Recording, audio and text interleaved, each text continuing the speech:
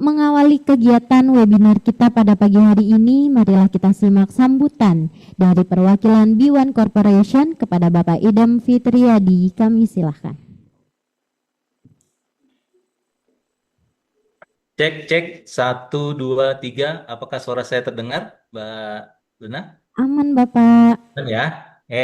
Bismillahirrahmanirrahim. Bismillahirrahmanirrahim. Assalamualaikum warahmatullahi wabarakatuh. Waalaikumsalam warahmatullahi wabarakatuh. Selamat pagi Bapak dan Ibu semua dari seluruh Indonesia Raya. Senang sekali pada pagi hari ini saya mewakili B1 Corp dan DPA, Drone Pilot Academy juga berkolaborasi dan bertatap muka dengan MPM PP Muhammadiyah dan Bapak Ibu dari seluruh Indonesia yang luar biasa. Pertama-tama, perkenankan saya menyapa MPM dulu ini, Bapak Pimpinan dari Majelis Pemberdayaan Masyarakat, Bapak Dr. M. Nurul Yamin, beserta jajarannya. Selamat pagi, Assalamualaikum. Dan juga rekan-rekan di B1 Corporation, selamat pagi dan Assalamualaikum warahmatullahi wabarakatuh. Juga rekan-rekan saya dari Drone Pilot Academy, Assalamualaikum, selamat pagi. Dan juga Bapak Ibu yang hadir di acara webinar pada pagi hari yang luar biasa ini. Pertama-tama saya ucapkan syukur Alhamdulillah kehadirat Allah Subhanahu wa Ta'ala atas rahmat dan hidayah dan karunia-Nya kita dapat bertemu tatap muka di acara webinar yang luar biasa di pagi hari ini. Bapak Ibu, saya terus terang sangat bersuka cita, sangat berbangga karena kita bisa menjadi bagian dari MPM PP Muhammadiyah yang luar biasa dan besar ini. Waktu itu saya menghadiri acara Jambore Jatam di Jawa Tengah tahun lalu bersama istri dan saya melihat begitu banyak inovasi-inovasi yang dilahirkan melalui Jatam PP Muhammadiyah khususnya melalui Majelis Pemberdayaan Masyarakat. Salah satunya yang saya ingat saat itu adalah beras. Tadi saya melihat ada Viti telurmu, ini juga luar biasa, Bapak Ibu. Ini akan saya meyakini bahwa akan terus lahir inovasi-inovasi baru untuk di kemudian hari untuk masyarakat kita khususnya dan dunia pada umumnya. Bapak Ibu, salah satu yang akan kita angkat adalah tentang bagaimana menjadi pilot drone yang profesional. Seperti kita ketahui, nawacita dari pemerintahan Bapak Prabowo adalah salah satunya mendigitalisasi dan membuat pertanian menjadi bagian yang menggunakan teknologi untuk kebutuhan sehari-hari. Sekarang teknologi sudah tidak bisa kita pungkiri dan kita kesampingkan bahwa teknologi sudah menjadi bagian di dalam sektor apapun di kehidupan kita. Wabil khusus hari ini tentang pertanian dan kebermanfaatan. Mudah-mudahan acara yang kita inisiasi bersama ini dapat memberikan dampak yang lebih luas lagi, yang lebih masif lagi di dalam pengembangan sumber daya manusia dan juga khususnya di Muhammadiyah dan di luar Muhammadiyah pada umumnya. Sekali lagi, Bapak Ibu, selamat mengikuti webinar dari pembicara kita yang luar biasa nanti. Untuk itu, selamat mengikuti. Semoga Allah Subhanahu wa Ta'ala, Tuhan Yang Maha Esa, selalu memberikan rahmat dan hidayah untuk kita semua. Selamat pagi, Bapak Ibu semuanya. Salam dari saya di Kota Bandung. Wabillahi taufiq walhidayah. Wassalamualaikum warahmatullahi wabarakatuh. Selamat pagi, Bapak Ibu. Waalaikumsalam warahmatullahi wabarakatuh. Selamat pagi. Terima kasih kami ucapkan kepada Bapak Idam atas sambutan, Sama-sama, juga motivasi Luna. dan sapaan paginya yang telah disampaikan. Semoga seperti yang didoakan kita bersama tadi, semoga acara kita berlangsung dengan lancar dan membawa kebermanfaatan bagi kita semua. Selanjutnya, mari kita dengarkan sambutan sekaligus pembukaan webinar dari perwakilan Majelis Pemberdayaan Masyarakat Pimpinan Pusat Muhammadiyah kepada Bapak Budi Nugroho. Disilahkan.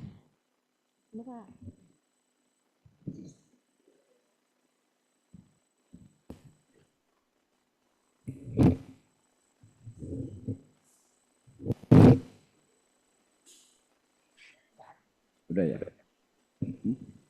Udah. Bismillahirrahmanirrahim. Assalamualaikum warahmatullahi wabarakatuh.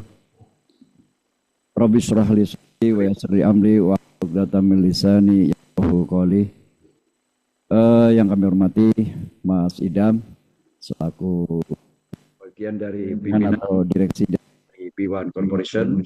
juga bergabung di dalam webinar drone kita. Ada Mas Roni, Mas Vindi ya, dan juga narasumber Mas Radian, Mas Ramadan, dan juga segenap peserta baik dari unsur Majelis Pemberdayaan Masyarakat, pimpinan dan juga Jamaah Tani Muhammadiyah maupun dari unsur pembantu persyarikatan. Mungkin ada yang hadir dari Majelis Wakaf dan juga dari MDMC. Salam azim dan salam hormat untuk semuanya. Bapak Ibu dan saudara sekalian, satu kehormatan dan kebahagiaan buat Majelis Pemberdayaan Masyarakat, pimpinan pusat Muhammadiyah. Ini sebetulnya ya Mas Idam, Mas Roni, bagian dari tindak lanjut kebijakan kita bersama B1 Corporation dan juga PT Asabah kalau tidak salah. Jadi prosesnya pada tadi sudah dirilis oleh Mas Idam pada Jambore Nasional pertama Jamaah Tani Muhammadiyah ada 19 sampai 21 September 2025 ya di Kebumen atau bertepatan di Gombong pada saat opening ceremony. Ini satu momen yang luar biasa dan monumental yang tadi mungkin Mas Idam sudah coba gambarkan. Ini adalah bagian dari upaya Majelis Pemberdayaan Masyarakat terus melakukan inovasi dan juga upaya-upaya mekanisasi bahkan ke teknologisasi pada sektor pertanian. Jadi teman-teman sekalian dan saudara sekalian, kebijakan ini juga terus berupaya, dalam ini Kementerian Pertanian berupaya melakukan apa yang sering kita kenal dengan smart farming itu ya. Satu hal pendekatan modernisasi di dalam pengolahan lahan dan juga budidaya pertanian yang ini tentu berdampak luas pada efisiensi dan efektivitas pengelolaan lahan dan budidaya pertanian. Jadi wajar kalau pada sisi kebijakan Kementan berupaya melakukan masifikasi pada teknologi ini, baik yang sifatnya hand traktor, kemudian ada transplanter dan juga combine thresher untuk panen. Dan Bapak Ibu sekalian sudah menyaksikan MPM tidak kalah tanding juga.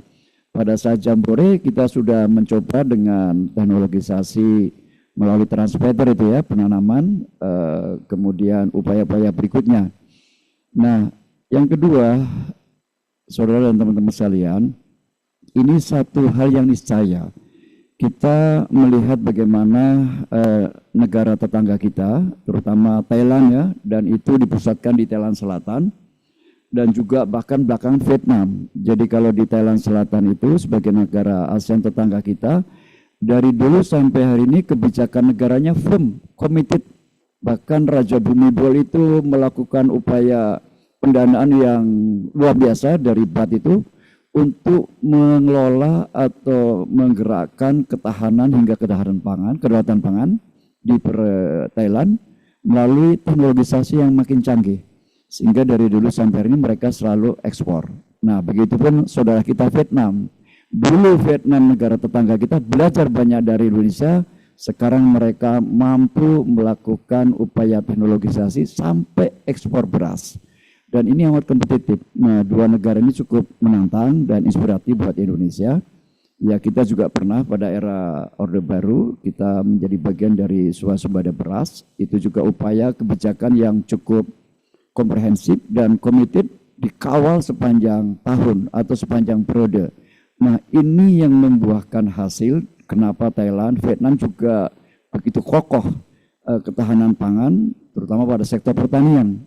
Ada kebijakan, ada rencana strategis yang jangka menengah panjang, ada tata kelola dan juga kelembagaan yang kontributif mengawal ini semuanya. Nah, karena itu wajar di dalam sektor pertanian, hal apa yang disebut dengan ketahanan pangan, kemudian keamanan pangan, kemudian ekosistem pangan sampai ke kedaulatan pangan, itu satu upaya bagaimana negara menjadi bagian penting di dalam mengawal sektor pertanian dari hulu hilir sedemikian rupa. Nah, tentu Majelis Pemberdayaan Masyarakat juga insya Allah terus mengarah ke hal tersebut. Jadi Bapak dan saudara sekalian, ada satu case kecil, ada satu wilayah di Bantul, Jamaah Tani Muhammadiyah di sebuah desa dan kecamatan. Beberapa tahun lalu MPM diundang hadir untuk menyaksikan dan mendengar apa yang sudah mereka lakukan. Kami amat gembira dan bahagia karena inspiratif. Jadi ada Jamaah Tani Muhammadiyah di Bantul tersebut, dia mengelola hortikultura yakni budidaya bawang merah menggunakan Internet of Things, jadi IoT, untuk mengelola pengairan di lahan mereka. Jadi mereka tinggal mereka tinggal sampaikan itu di dalam handphone, silakan air bergerak, mengalir tuh air. Begitu dia bilang cukup, stop. Nah itu kemudian berhenti pengairan di tanaman mereka pada bawang merah. Nah ini salah satu bagian kecil yang terus berupaya kami lakukan di beberapa daerah. Nah karena itu Bapak dan saudara sekalian, sesungguhnya apa yang kita inginkan dari webinar ini menjadi bagian dari ikhtiar tadi, smart farming. Mengedepankan modernisasi sektor pertanian dan juga budidaya lahan supaya makin efisien, efektif, dan hemat. Jadi dalam catatan kecil yang kami coba baca, kalau selama ini teman-teman petani mengairi, menyemprot dan seterusnya menggunakan manual proses ya, hand sprayer. Tapi kalau menggunakan drone sprayer, sebagaimana diuji coba pada saat pembukaan itu ya Mas Idam, itu bisa memakan waktu untuk 1 hektar kurang lebih 10-15 menit. Sementara para petani kita kalau menyemprot hama dan juga tanaman, itu bisa seharian. Betapa banyak waktu yang dibutuhkan. Nah, jasa drone sendiri yang kita coba pelajari itu untuk 1 hektar bisa kurang lebih 150 hingga 300 ribu. Nah, MPM juga sedang berpikir bagaimana ke depan ini pasca webinar sampai nanti ada pelatihan yang tersertifikasi untuk pilot drone. Tapi bagaimana smart farming ini, teknologisasi di pengolahan lahan dan budidaya bisa kita lakukan di beberapa wilayah. Nah, kami sedang memikirkan mungkinkah ada satu provider yang kolaboratif dengan PT Asabah, Mas Idam, sehingga drone sprayer yang mungkin dimiliki oleh Sabah bisa kita coba jadikan semacam jasa provider bagi Jamaah Tani Muhammadiyah di beberapa daerah. Karena itu ke depan, ini kan kami sedang juga bukan hanya pada teknologisasi, tapi pada inovasi varietas padi. Jadi pada saat Jambore, Ketua Umum Pimpinan Pusat Muhammadiyah, Prof. Haidar Nasir sudah merilis atau meresmikan varietas padi Mentari 1 yang itu merupakan wakaf dari Prof. Toto, salah satu guru besar di Unsud, dan beliau adalah seorang atau salah satu dewan pakar di MPM PWM Jawa Tengah. Nah hingga hari ini Alhamdulillah sudah terdaftar di Direktorat PVT Kementan. Nah kami sedang melakukan upaya tahap kedua, yakni perlindungan atas varietas Mentari 1 dan insya Allah ke depan ini sedang kami petakan di beberapa wilayah yang potensial lahannya bisa dibudidayakan dengan varietas baru yakni Mentari 1 yang lebih pulen dan seterusnya. Nah drone pilot ini atau drone sprayer mudah-mudahan Mas Idam, kami sudah sampaikan ke Mas Roni pada beberapa yang lalu, potensial ini bisa kita kolaborasikan sehingga paling tidak pasca webinar ini dan juga nanti ada pelatihan drone yang tersertifikasi. Nah, proses jasa provider bila mungkin bersama Asabah atau kemitraan kolaboratif ini bisa kita gunakan atau kita lakukan sehingga paling tidak nanti kalau dimungkinkan secara waktu dan perencanaan budidaya Mentari 1 di beberapa daerah itulah kita bisa secara bertahap menggunakan mekanisasi pertanian. Di dalam pengolahan kita bisa menggunakan transplanter untuk pengolahan dan penanaman. Kemudian pada penyemprotan bahkan ke hal-hal yang sifatnya pengairan itu menggunakan drone sprayer. Kemudian pada saat pengolahan lahan itu bisa menggunakan hand traktor. Dan yang terakhir kita menggunakan combine tracer untuk panen. Nah analisa usaha tani yang secara teknologis inovatif ini kemudian bisa dianalisa semua rupa, hemat kami pada saatnya kita tidak mungkin lagi ketinggalan dengan Thailand dan Vietnam. Dan apa yang sudah dicanangkan oleh Pak Mentan, Prof. Amran, ini secara kolaboratif bersama MPM, Jamaah Tani seluruh Indonesia, mudah-mudahan bisa konvergensif, sinergis, dan kita bukan hanya berdaulat, bukan hanya bertahan dalam pangan, keamanan, ekosistem, tapi kedaulatan pangan untuk semua kemakmuran bangsa Indonesia. Yang terakhir, Bapak Ibu sekalian, betapapun ikhtiar manusia ya, bangsa ini dan kita semua untuk upaya teknologisasi dan pengembangan pada sektor pertanian. Tapi ada satu surat di dalam surat Waqiah ayat 63 hingga 65, ini menjadi refleksi teologis kita, ya, bahwa fooding, pangan yang sehat dan keamanan pangan atau self-fooding, tapi asal usul bertani, bagaimana bertanam, kemudian tumbuh, kemudian dia panen, dan itu menjadi kemakmuran bagi pertanian kita dan juga bangsa, kita tidak boleh melupakan ini semua adalah rahmat Allah Subhanahu wa Ta'ala. Karena itu dalam Al-Waqiah yang bisa kita sampaikan, itu ada 3 ayat yang menarik Bapak sekalian. A'udzubillahi minasyaitonirrajim. Bismillahirrahmanirrahim. Afara'aitum ma tahrusun? Pernahkah kamu perhatikan benih yang kamu tanam? Kemudian pada 64, a'antum tazra'una am nahnu zari'un? Kamukah yang menumbuhkannya atau kami yang menumbuhkan? Dan yang terakhir, lau nasya'u laja'alnahu khutama fadoltum tafakkahun. Sekiranya kami kehendaki, niscaya kami hancurkan sampai lumat, maka kamu akan heran tercengang.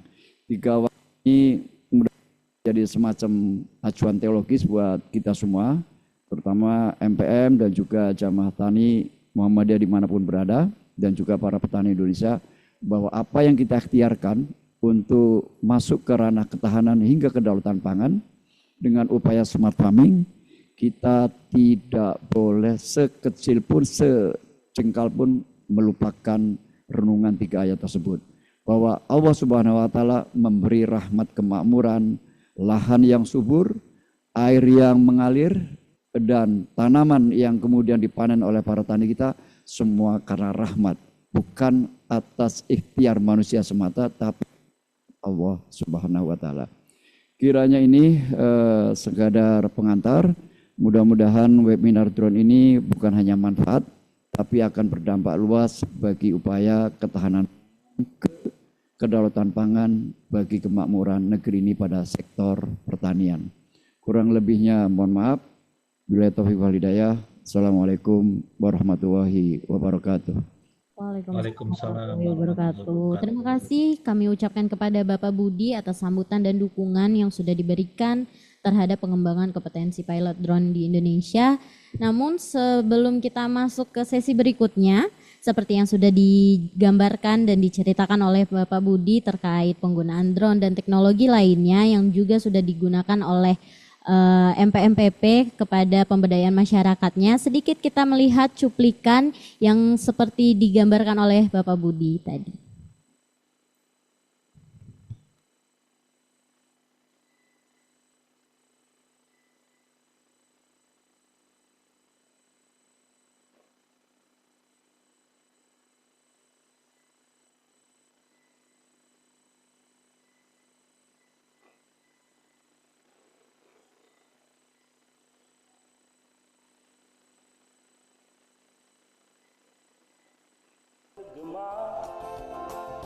Saatnya petani berhimpun dan berdaya. Daulat pangan itu tekad bersama untuk kemakmuran Indonesia jaya. Panggilan jambore datang bergema. Saatnya petani berhimpun dan berdaya.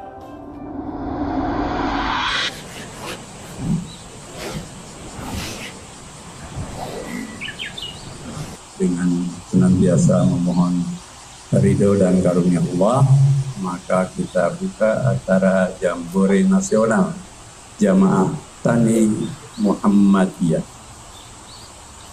Bismillahirrahmanirrahim.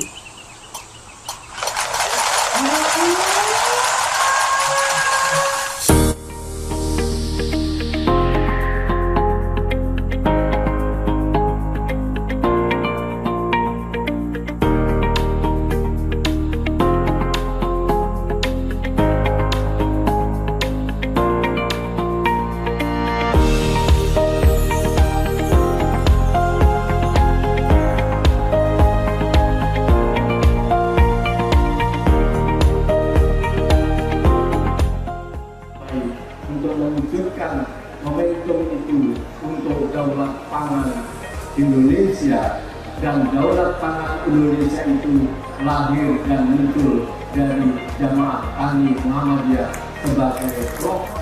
Hadirin yang saya hormati, Kebumen adalah kabupaten pertanian. Mayoritas warga kami hidup dari tanah, sawah, dan keringat yang diteteskan di ladang. Karena itu, pemerintahan Kabupaten Kebumen terus berupaya hadir mulai dari teknologi pertanian yang lebih ramah lingkungan.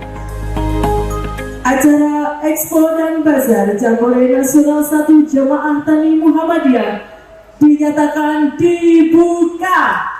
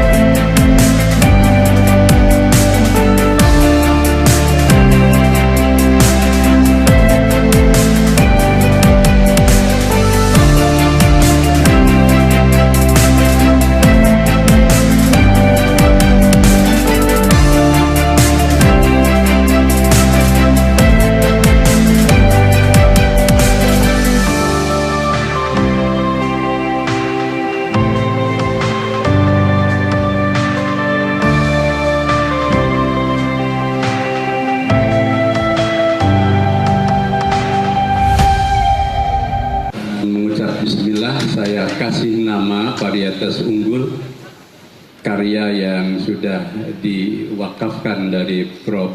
Toto, didukung oleh tim Pak Agus dan Bu Diah sebagai milik persyarikatan, dan insya Allah untuk keluarga Jatam dan masyarakat secara luas, karya varietas unggul ini akan memberi maslahat. Diberi nama Mentari.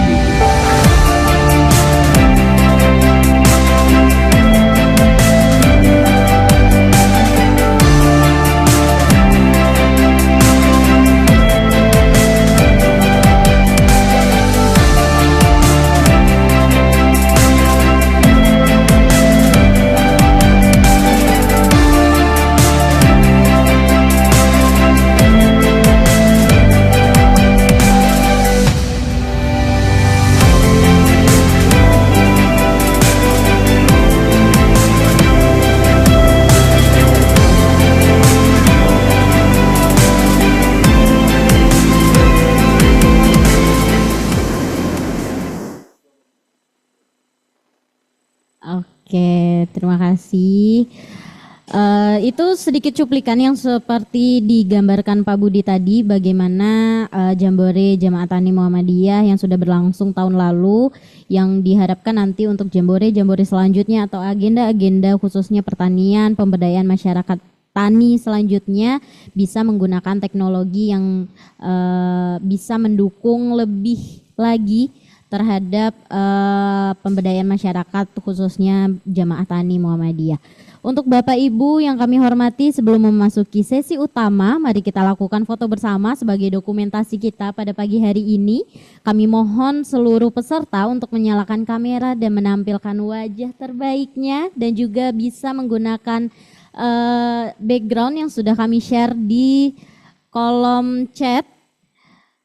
Dan disilakan kepada operator kami untuk mengambil dokumentasinya.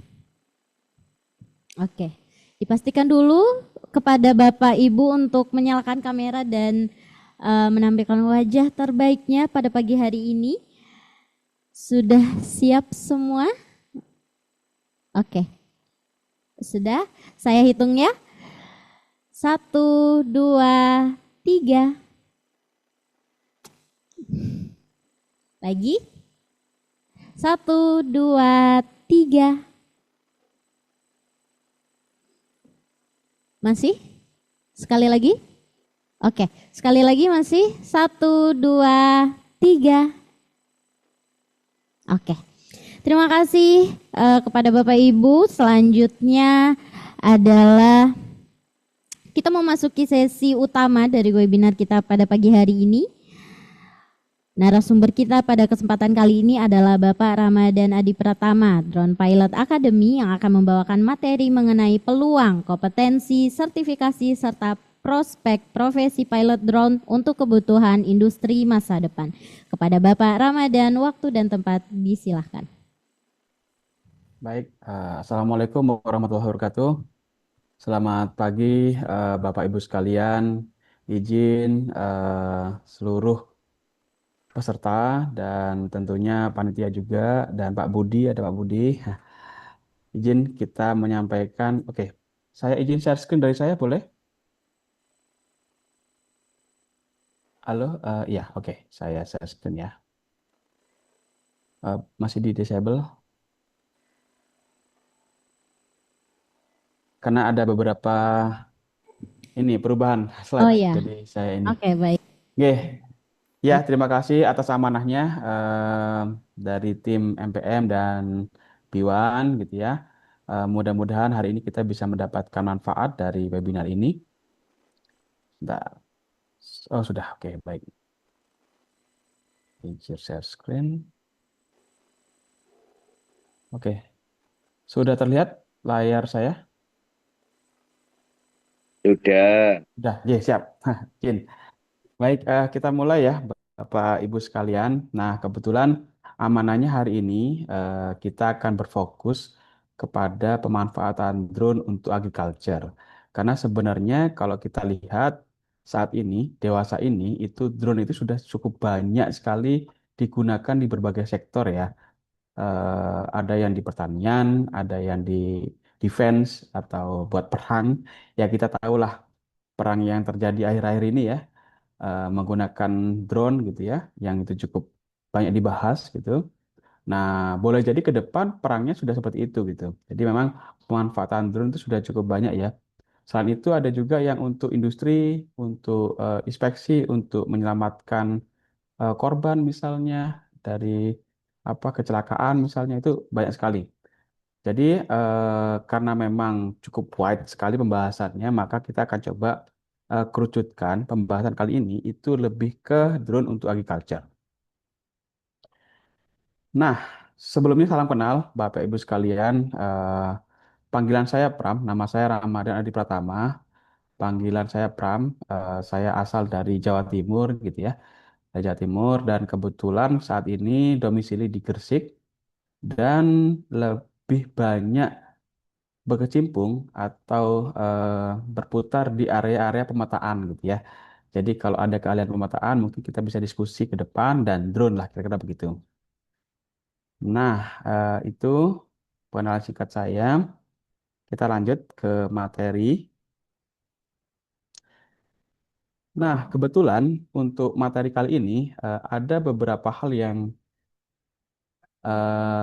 apa namanya ingin disampaikan. Ada 5 hal. Yang pertama adalah kita akan bicara drone and agriculture gitu.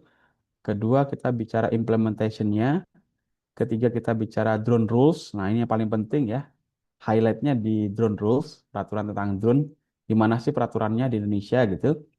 Yang keempat, kita bicara ke depan seperti apa, dan terakhir kita bisa lakukan yang namanya Q&A. Oke, kita bicara tentang drone and agriculture. Jadi memang kalau kita apa istilahnya ya, melihat gitu ya perkembangan agritech gitu ya, perkembangan kita bicara drone dulu nih. Drone perkembangan memang masuk Indonesia itu sejak sebenarnya sudah lama ya. Cuman kalau dulu itu lebih banyak digunakan oleh teman-teman aeromodeling, teman-teman hobi ya dan atlet karena memang kita punya satu nomor di PON untuk aeromodeling gitu ya. Nah, seiring berjalannya waktu pemanfaatan bisa lebih luas, mulailah itu digunakan untuk kebutuhan profesional. 2014 ada satu brand besar namanya DJI itu masuk ke Indonesia dan itu juga merubah peta pasar drone di Indonesia gitu ya. Nah, berkembang hingga saat ini bahkan ada drone yang khusus untuk agriculture dari DJI juga gitu ya buat nyemprot dan buat melihat kesehatan tanaman. Nah, sampai hari ini eh, berdasarkan data yang saya dapat gitu ya, untuk kebutuhan agriculture dari DJI saja, sebenarnya kalau merek itu atau brand itu kan banyak sekali ya Bapak Ibu sekalian ya. Nah, cuma kalau dari DJI saja itu sudah terjual 600.000 lebih unit drone yang untuk kebutuhan agriculture di seluruh dunia, lebih dari 100 negara. Artinya apa? Artinya seluruh dunia sudah mulai memperhatikan, sudah mulai concern tentang mekanisasi atau upscaling production lah untuk di pertanian. Begitu ya. Nah, pertanyaannya apa sih yang bisa dilakukan oleh drone gitu dalam hal pertanian? Sebenarnya ada tiga yang bisa dilakukan. Yang pertama adalah kita memantau atau sense ya. Jadi drone terbang membawa kamera yang namanya multispektral kamera, yang mana SIM kamera tadi itu bisa ngecek tanaman mana yang sedang stres, tanaman mana yang sedang bagus-bagusnya tumbuh gitu, dan tanaman mana yang mungkin ada bermasalah gitu ya. Jadi bisa melihat kesehatan tanamannya gitu. Nah, coba kita bayangkan, misal kita punya lahan, taruhlah 1 hektar gitu ya, kita pantau terus nih, apa tumbuh kembangnya seperti apa gitu misalnya. Nah, tentu kita bisa melihat, oke, produksinya akan optimal gitu. Nah, problemnya adalah sekarang tidak tahu tumbuhan mana yang bermasalah, kemudian area mana yang bermasalah. Nah, itu yang membuat kadang produksi kita nggak stabil gitu ya. Yang harusnya mungkin sekian ton per hektar ternyata berkurang, tapi kadang-kadang nambah gitu. Nah, itu yang nggak kita harapkan. Jadi ke depan harapannya dengan adanya teknologi ini kita bisa menstabilkan nih, malah kalau bisa meningkatkan produksinya gitu. Yang awalnya misalnya sekian ton, nambah sekian ton gitu. Kira-kira begitu ya harapannya. Itu yang pertama, jadi untuk pemantauan. Yang kedua kita menganalisa. Nah, kalau dalam hal menganalisa berarti kita bicara data yang sudah kita ambil di lapangan, kita analisa nih. Oke, misal terakhir kebetulan kami diminta oleh Petrokimia Gresik gitu ya, dari eh, tim risetnya gitu. Nah, itu diminta untuk mendeteksi NPK, unsur NPK-nya di dalam tanah gitu. Nah, ternyata pakai drone bisa. Dengan berbagai macam riset, sama berbagai macam trial, oh ternyata bisa gitu. Kita dapat angkanya. Memang angka ini masih koefisien ya, artinya masih belum betul-betul kita ground truth atau kita cek di lapangan. Nah, itu harus dibuktikan dengan adanya lab ya. Nah, cuma setidaknya kita sudah punya analisanya gitu. Kira-kira kesuburan tanahnya mana nih? Kalau tanahnya nggak subur, ya kita harus suburkan dulu, gitu ya kira-kira ya. Kita treatment dulu tanahnya, baru kita tanamin gitu. Supaya apa? Supaya bisa meningkatkan hasil produksinya. Kira-kira ke sana. Jadi memang sekarang apa? Kita sudah mulai menggunakan pendekatan teknologi untuk meningkatkan produksi-produksi kita. Kira-kira begitu. Nah, dan yang ketiga adalah egg. Kalau egg atau bertindak itu lebih kepada drone spraying. Oke. Nah, jadi kalau yang pertama, pemantauan dan menganalisa itu biasanya kita menggunakan drone kecil dan dia membawa kamera multispektral namanya. Ya, namun kalau sudah X berarti kita sudah perawatan ya atau treatment ya. Jadi kita semprot pupuk, kita sebar benih misalnya. Nah, itu sudah menggunakan drone yang spray, yang gede gitu ya. Nah, kira-kira begitu. Jadi memang kita berharapnya dari ujung ke ujung, bahkan nanti ke depan kita akan coba kembangkan drone untuk pemanenan, untuk manen, untuk giling mungkin gitu ya. Jadi boleh jadi ke depan yang bekerja keras adalah drone-nya gitu ya. Selama kita bisa meningkatkan produksi, saya pikir itu akan menjadi solusi buat kita ya ke depan gitu. Oke, kira-kira itu hubungan antara drone dengan agriculture. Kita lanjut ke pangan dunia. Kenapa sih? Pertanyaannya begini, kenapa sih kita meningkatkan produksi? Kenapa sih kita harus apa ya? Membuat produksinya itu betul-betul melimpah ruah gitu. Kenapa gitu? Ternyata kalau kita lihat dari Food and Agriculture Organization, ya kan, proyeksi sampai 2050 kita itu 9,7 miliar orang penduduk dunia, yang mana semuanya butuh makan ya, Bapak Ibu sekalian ya. Nah, dan itu ternyata kebutuhan kita harus meningkat kira-kira sekitar 50 persenan, 56% lah kira-kira produksinya dari yang saat ini per 2026 atau 2025, mohon maaf ini data dari 2025 ya. Nah, sampai 2050 kita harus meningkat kira-kira sekitar 56% pangan dunia. Artinya apa? Kita bisa kebayang bahwa ketika yang butuh makan banyak tapi supply-nya terbatas, maka akan ada krisis pangan. Begitu ya. Oleh sebab itu mungkin tadi sempat disinggung oleh Pak Budi ya kaitannya dengan rencana pemerintah juga kaitannya dengan pangan ya. Jadi dorongan pemerintah saya pikir itu sangat bagus ya. Apalagi dengan saat ini banyak sekali lahan-lahan yang sudah ditetapkan sebagai LP2B ya, lahan pertanian pangan berkelanjutan yang itu juga bisa jadi sekuritas buat kita di masa depan gitu. Jadi harapannya adalah kita bisa memberi makan rakyatnya sendiri ya, negara kita bisa memberi makan rakyatnya sendiri gitu. Makanya kita betul-betul mensecurekan area-area pertanian kita gitu. Mungkin ke sana arahnya gitu ya. Kita dukung. Nah, jadi secara garis besar 2050 dengan seluruh pertumbuhannya gitu ya, kita butuh pangan lebih banyak. Itu yang menyebabkan kita harus bergerak sekarang gitu. Kita harus bisa meningkatkan produktivitas itu sekarang gitu. Kan terus berjalan ya, growth-nya ya, pertumbuhannya terus berjalan. Nah, cuman ada beberapa tantangan gitu ya, yang bisa jadi kita hadapin gitu. Di luar teknologi ya. Jadi bisa ada lahan pertanian terbatas, ya kan? Waktu panen, waktu panennya cukup lama sekarang gitu ya, atau sekitar 3 bulanan lah ya kira-kira. Nah, kemudian kualitas proses pertanian, personel ahli, kemudian dukungan pemerintah. Kalau dukungan pemerintah, saya pikir sekarang sudah mulai cukup besar dukungan pemerintah kaitan dengan pertanian. Namun nomor 1 sampai nomor 4 itu juga menjadi pertanyaan, gitu ya. Oleh sebab itu, kita akan coba apa ya, memberikan solusi, gitu ya, memberikan solusi dari 4 hal yang saya sampaikan ini menggunakan teknologi atau pendekatan teknologi, gitu ya. Harapannya ke sana. Oke, makanya drone itu hadir untuk bisa menjawab tantangan ini.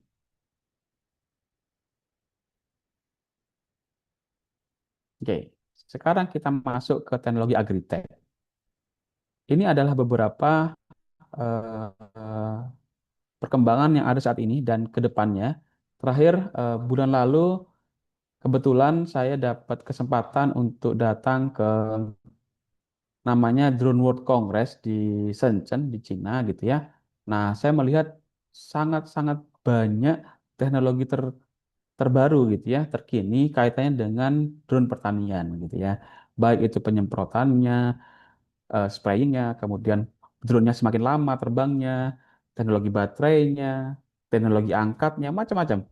Jadi memang kalau kita bicara ke depan, saya pikir kita harus berperan gitu ya sebagai masyarakat yang penduduknya lumayan banyak gitu ya, 270 juta orang, saya pikir kita juga harus berperan. Jadi nggak semuanya kita harus bergantung ke negara luar ya. Jadi kita juga harus berperan untuk mengelola pertanian kita sendiri gitu ya. Oke.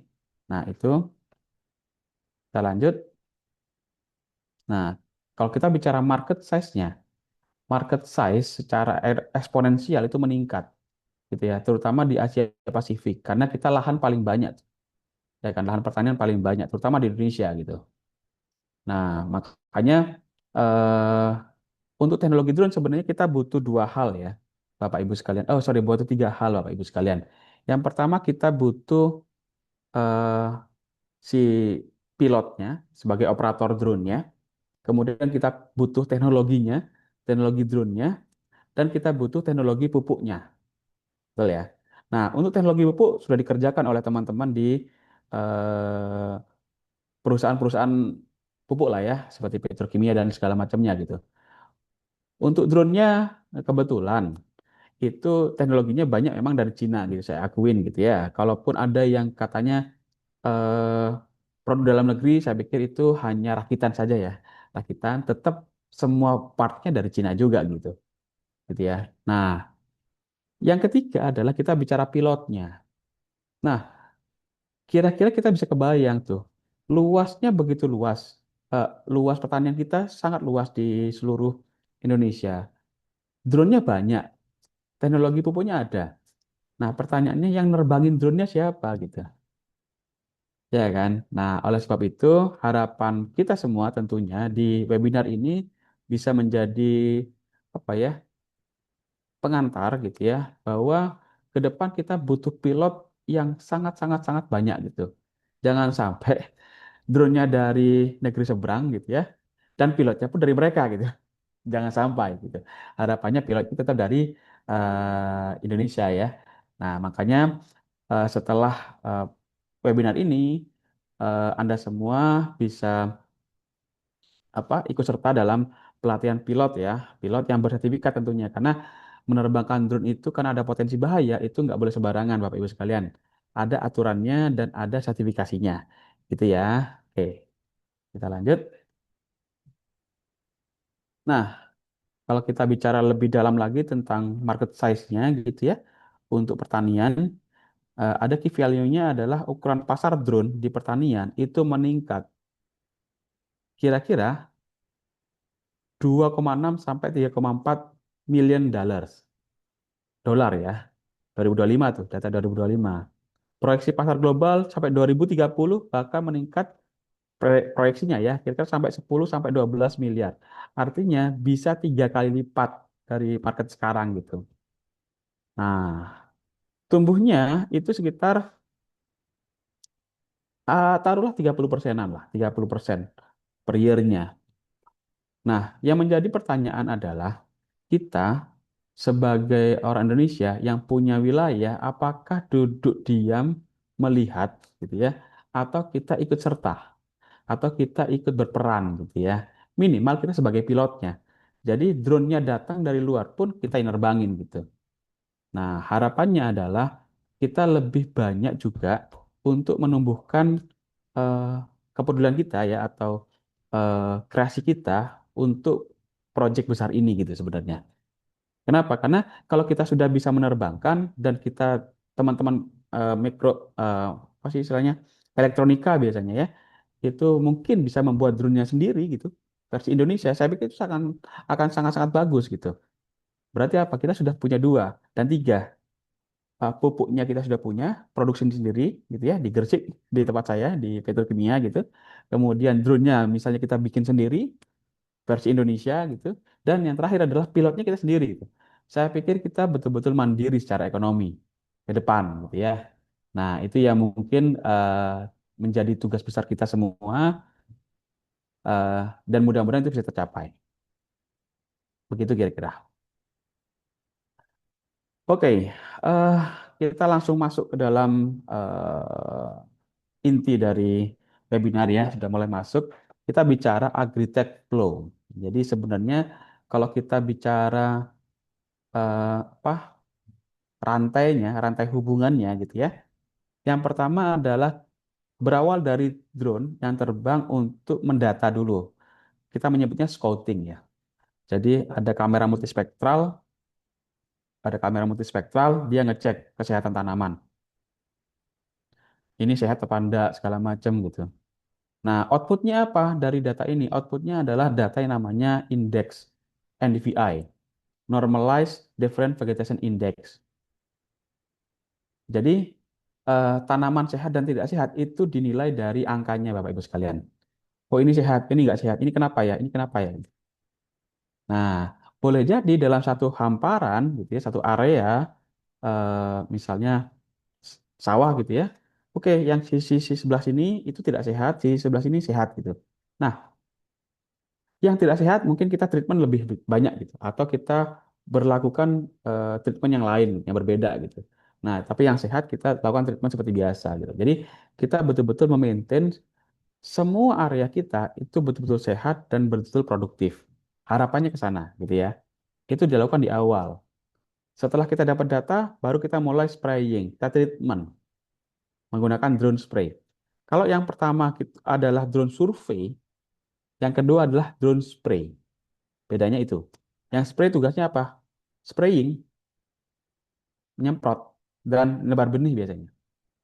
Itu ya, itu yang kedua. Nah, yang ketiga kita masuk ke automation.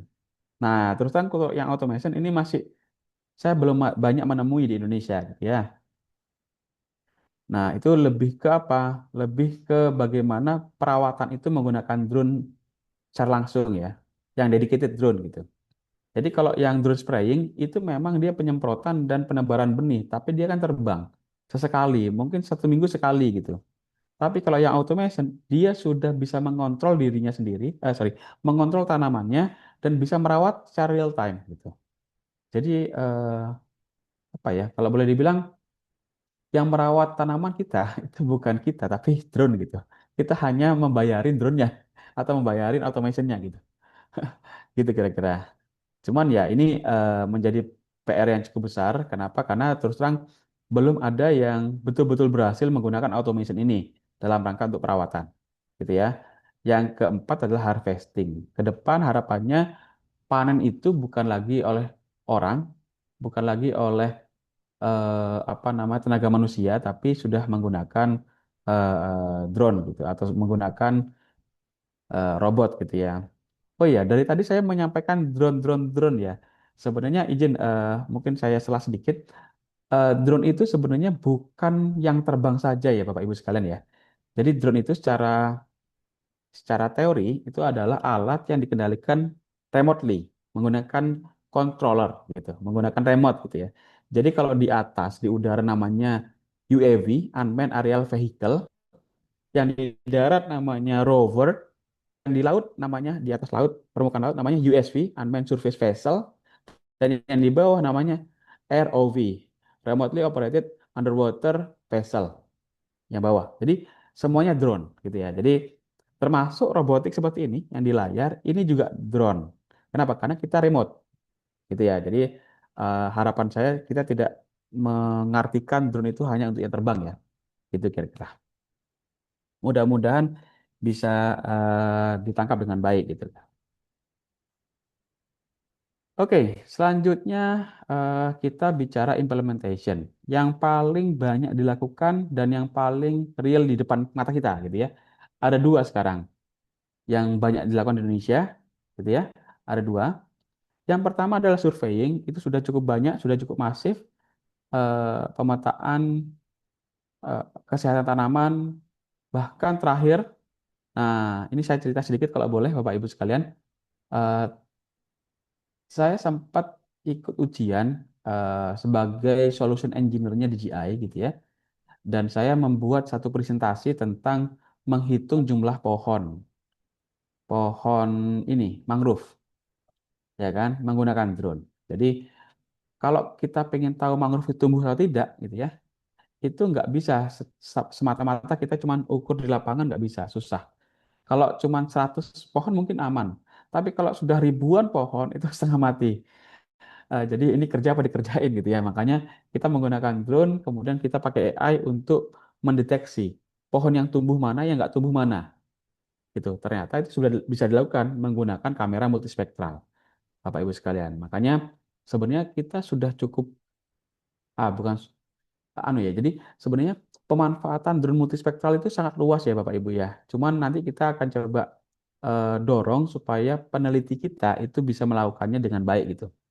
Karena eh, mungkin perusahaan atau perusahaan besar seperti DJI itu memproduksi drone-nya, tapi yang memanfaatkan kita. Makanya yang paling tahu penggunanya kita. Makanya kita mesti tahu juga nih pemanfaatan dan analisanya ke dalam seperti apa.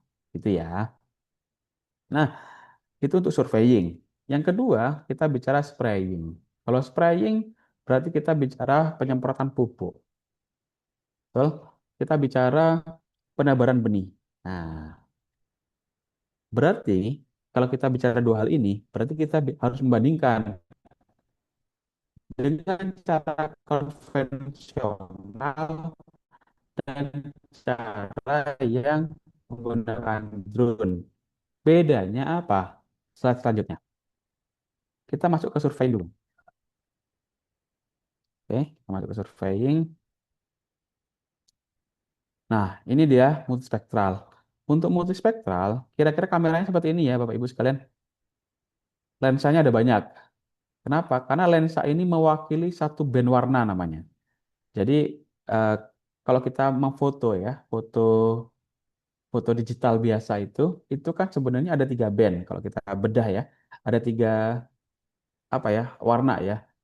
Red, green, blue, RGB, betul ya.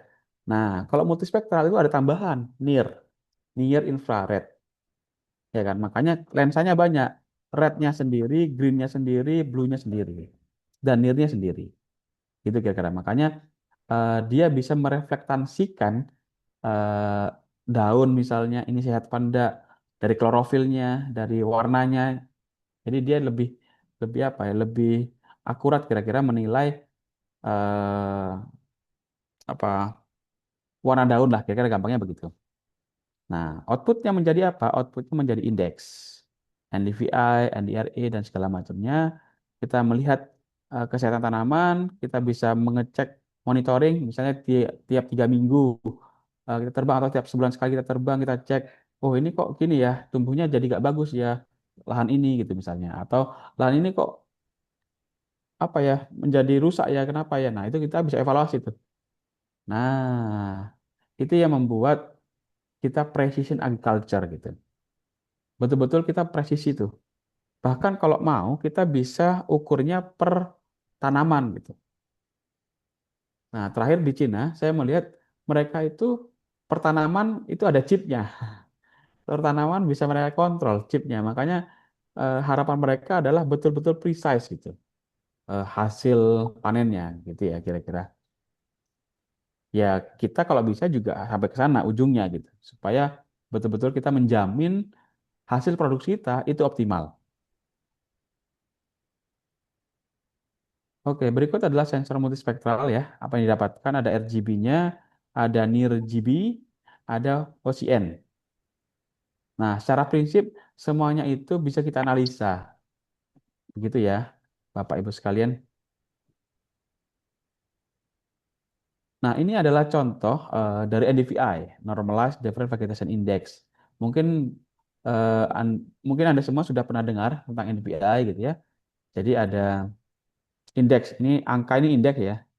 -1, minus atau sampai 0 gitu ya, itu dead plant atau tanaman mati. Kalau misalnya 0 sampai 0,33 itu adalah unhealthy, kemudian dan segala macamnya gitu ya.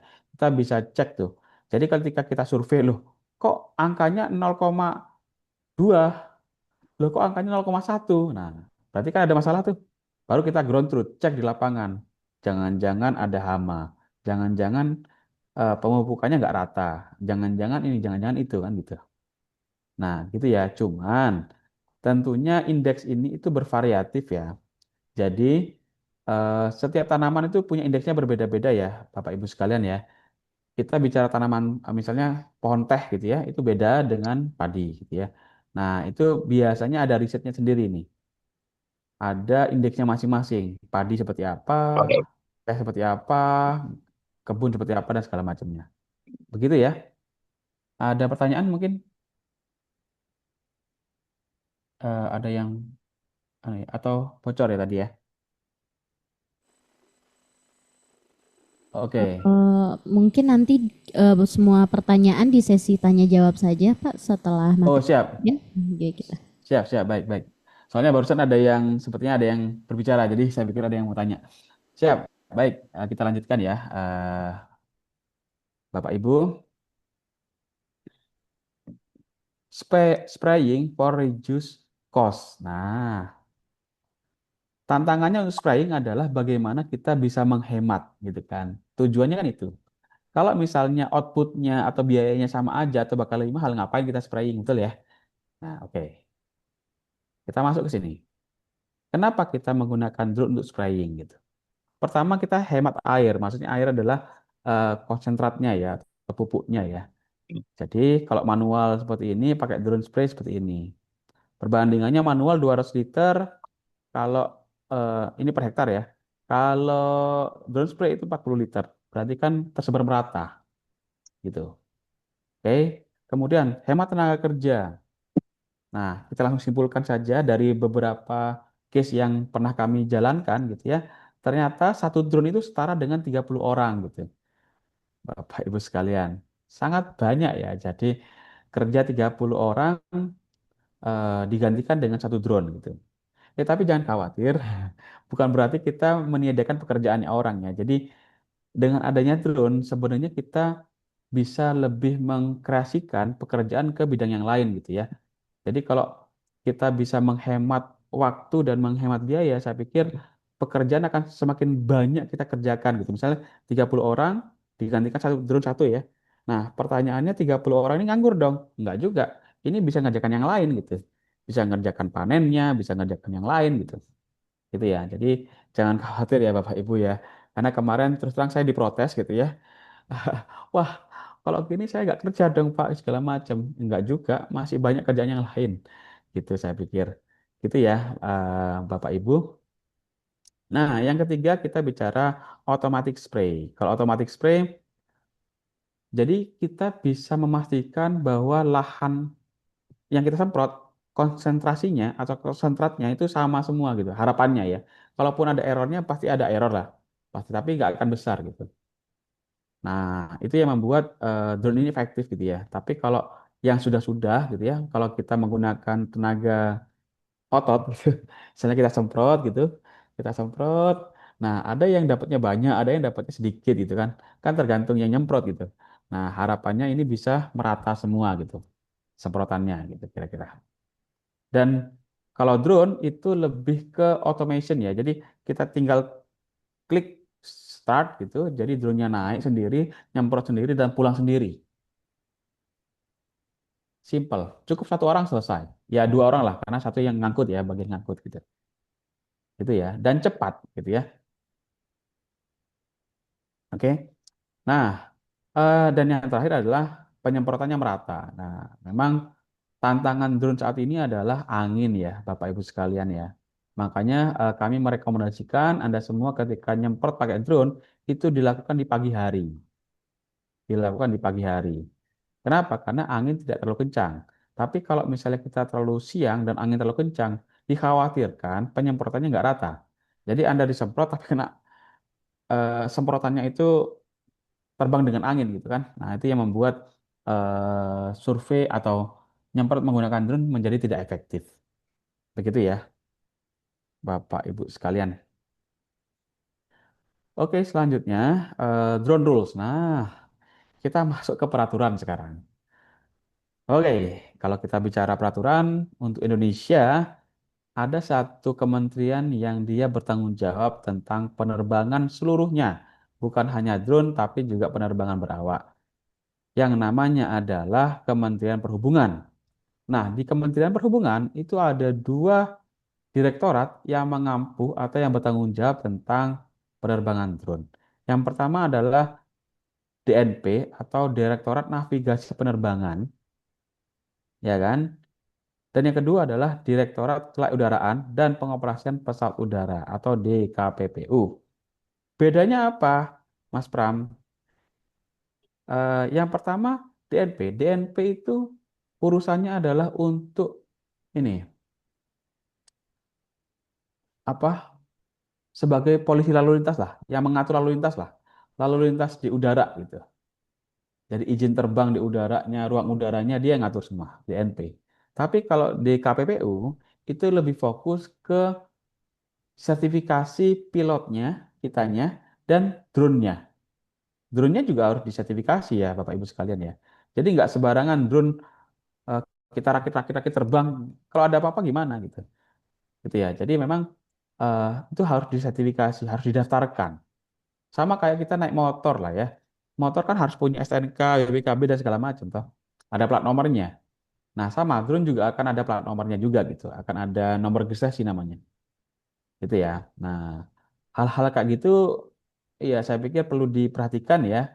Jadi drone itu nggak semata-mata kita punya drone, kita bisa beli drone, tapi kita bisa terbangkan dengan seenaknya nggak bisa juga gitu. Karena kita menyangkut kehidupan orang lain, kehidupan dan properti orang lain ya. Gitu ya Bapak Ibu ya. Itu kira-kira gambarannya. Oke, kita mulai peraturan yang pertama. Oke, peraturannya ada 3 sebenarnya. Sebenarnya banyak, cuman saya coba ambil yang inti-inti saja. Kita bicara tentang PP nomor 4 2018 tentang pengamanan wilayah udara RI. Ya. Nah, ini termasuk pesawat berawak dan tidak berawak ya. Jadi pesawat berpenumpang dan pesawat yang drone itu sama. Gitu ya. Nah, kalau drone-nya sendiri itu ada 2, PM37 2020 ya kan dan PM63 2021. Oke, kita coba bedah masing-masing. Drone rules untuk PM63 2021. Skupnya apa? Skupnya adalah registrasi pilotnya dan drone-nya. Oke, kita meregistrasikan, kita daftarkan. Gitu ya. Nah, ini syaratnya. Untuk menjadi pilot drone yang bersertifikat, yang diakui oleh negara, punya SIM lah kira-kira begitu ya. Syaratnya ada 5. Yang pertama adalah warga negara Indonesia. Sampai hari ini, untuk warga negara asing itu tidak boleh menerbangkan drone di wilayah Indonesia. Kecuali didampingin oleh pilot Indonesia. Kecuali. Tapi kalau dia sendiri tidak boleh. Kalaupun ada misalnya di Bali, dia nerbangin drone dari bule gitu ya misalnya, itu melanggar sebenarnya. Melanggar. Itu bisa dikenakan sanksi. Yang pasti wajib orang Indonesia yang punya sertifikat. Oke, itu adalah bentuk perlindungan dari negara ya sebenarnya buat kita supaya kita juga bisa catch up gitu dengan teknologi gitu. Jangan sampai kita terlalu lama apa namanya terlena gitu, terlena dengan seluruh sumber daya kita gitu sehingga kita kalah dengan orang asing gitu. Nah, harapannya kita bisa catch up, kita bisa kejar ketertinggalan dan pilotnya dari Indonesia semua gitu. Gitu ya. Nah, syarat yang kedua adalah at least 17 tahun.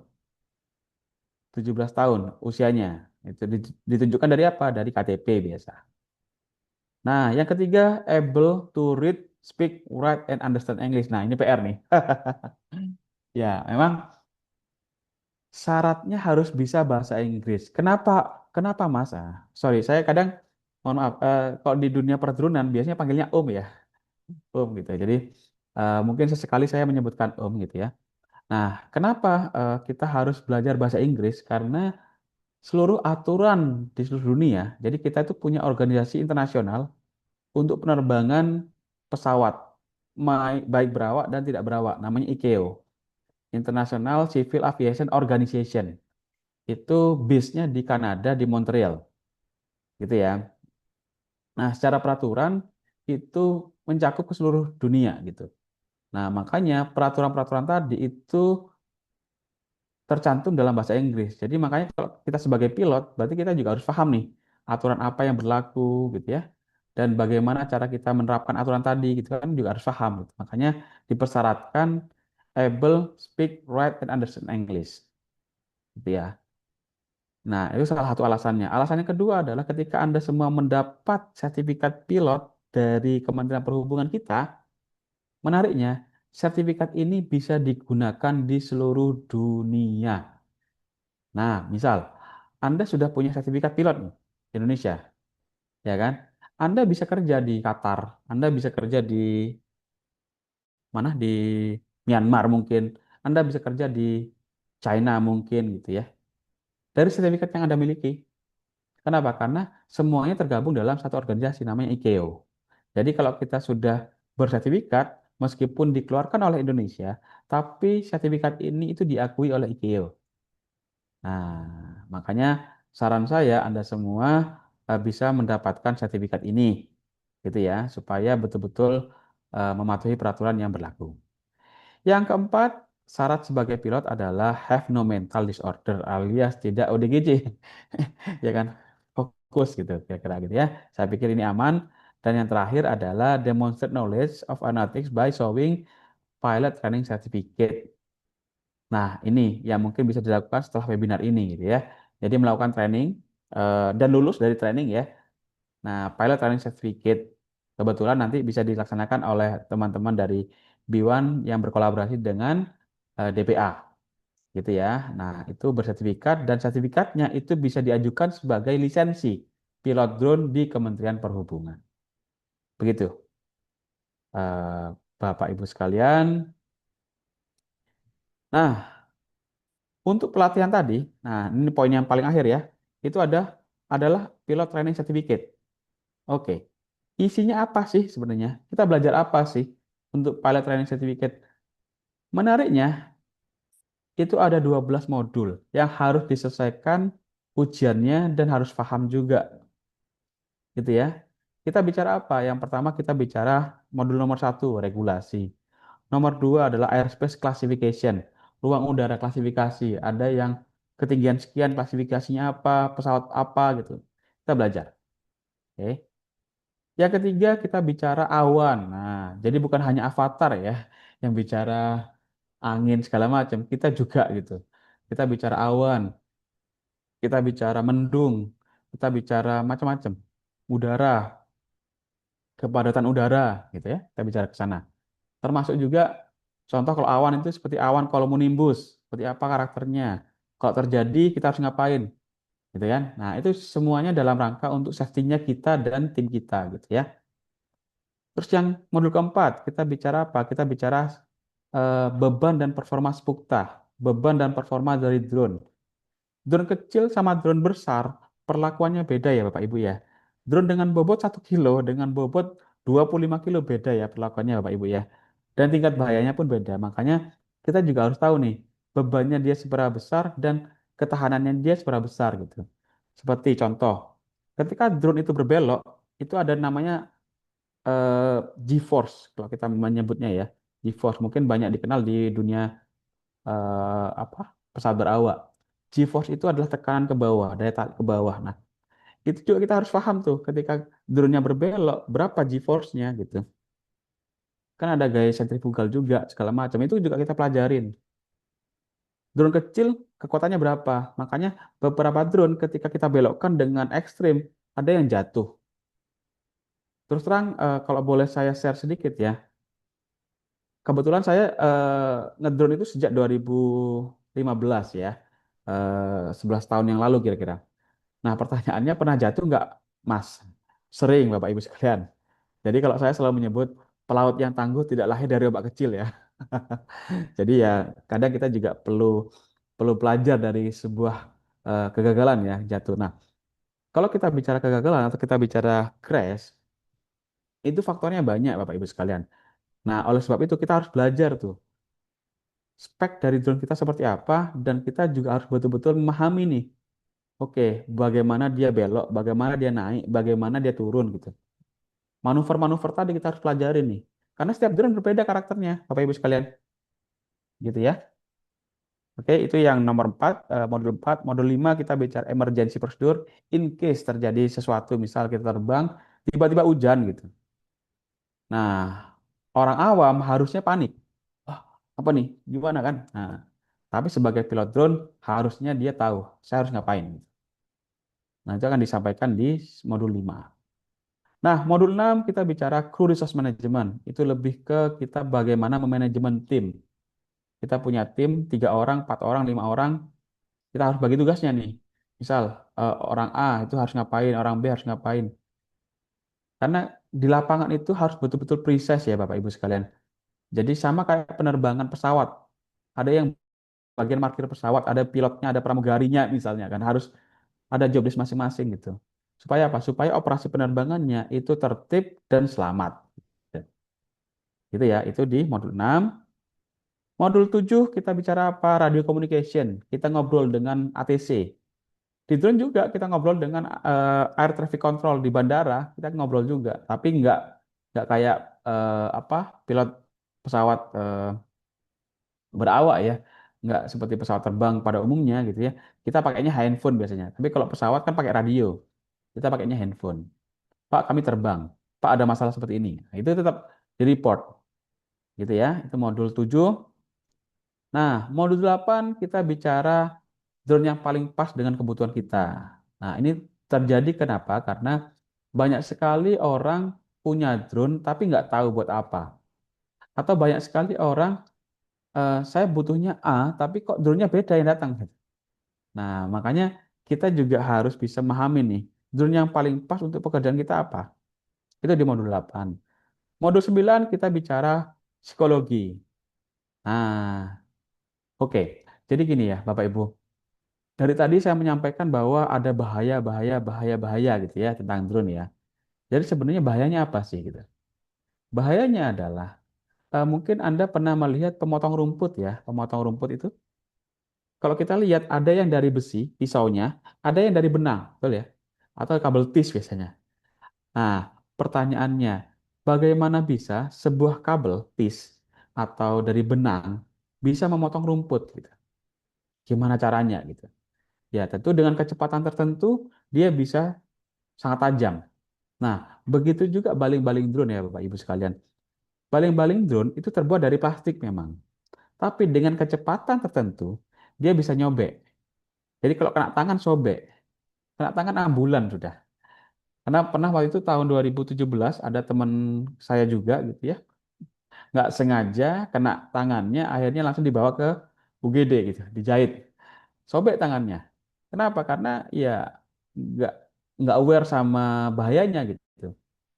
Nah, itu yang membuat kita betul-betul harus betul-betul apa ya, pahami keselamatan diri kita dan orang lain gitu ya. Makanya kita bicara modul 9 itu lebih kepada kita sebagai operator wajib sehat juga gitu. Jangan sampai kita ngawur takutnya membahayakan orang lain gitu. Itu modul 9 gitu ya. Nah, selanjutnya modul 10 kita bicara apa? Kita bicara tentang bagaimana pengambilan keputusan. Kita bicara resiko biasanya. Ketika drone terbang pasti ada resiko yang melekat ya. Nah, gimana caranya kita mengambil keputusan supaya drone ini aman segala macam di situ. Itu modul 10. Modul 11 kita bicara operasional dari airport. Airport itu gimana, bagaimana kita mengenal namanya KKOP ya. Kawasan Keselamatan Operasi Penerbangan dan segala macam. Nah, itu belajar. Gak boleh terbang drone, area no fly zone, segala macam. Itu juga kita perlu belajar. Jangan asal diterbangkan aja gitu. Nah, nanti kalau misalnya, mohon maaf ya, diterbangkan, ternyata kena pesawat dan pesawatnya jatuh, viral, nanti dikiranya kita yang ini gitu kan. Maksudnya kita yang terzolimi, padahal kita yang menzolimi orang lain gitu ya. Nah, makanya kita juga harus paham bagaimana tata cara dunia penerbangan itu bekerja, how the world works gitu ya. Nah, selanjutnya adalah yang terakhir adalah inspeksi. Kalau inspeksi lebih ke belajar bagaimana merawat drone kita sendiri, gitu ya. Jadi kita rawat supaya drone-nya tetap beroperasi dengan optimal, gitu kira-kira. Itu kira-kira yang akan disampaikan untuk 12 modul. Untuk mendapatkan sertifikat pilot itu harus paham ini. Dan harus lulus ujiannya. Ada ujiannya ya per modul ya, Bapak Ibu ya. Nah, harus lulus. Pertanyaannya, ada yang nggak lulus nggak? Banyak, Bu. Bapak Ibu banyak. Yang nggak lulus banyak. Alhamdulillahnya sekarang bahasanya sudah pakai bahasa Indonesia. Kok dulu awal-awal itu pakai bahasa Inggris semua, Bapak Ibu.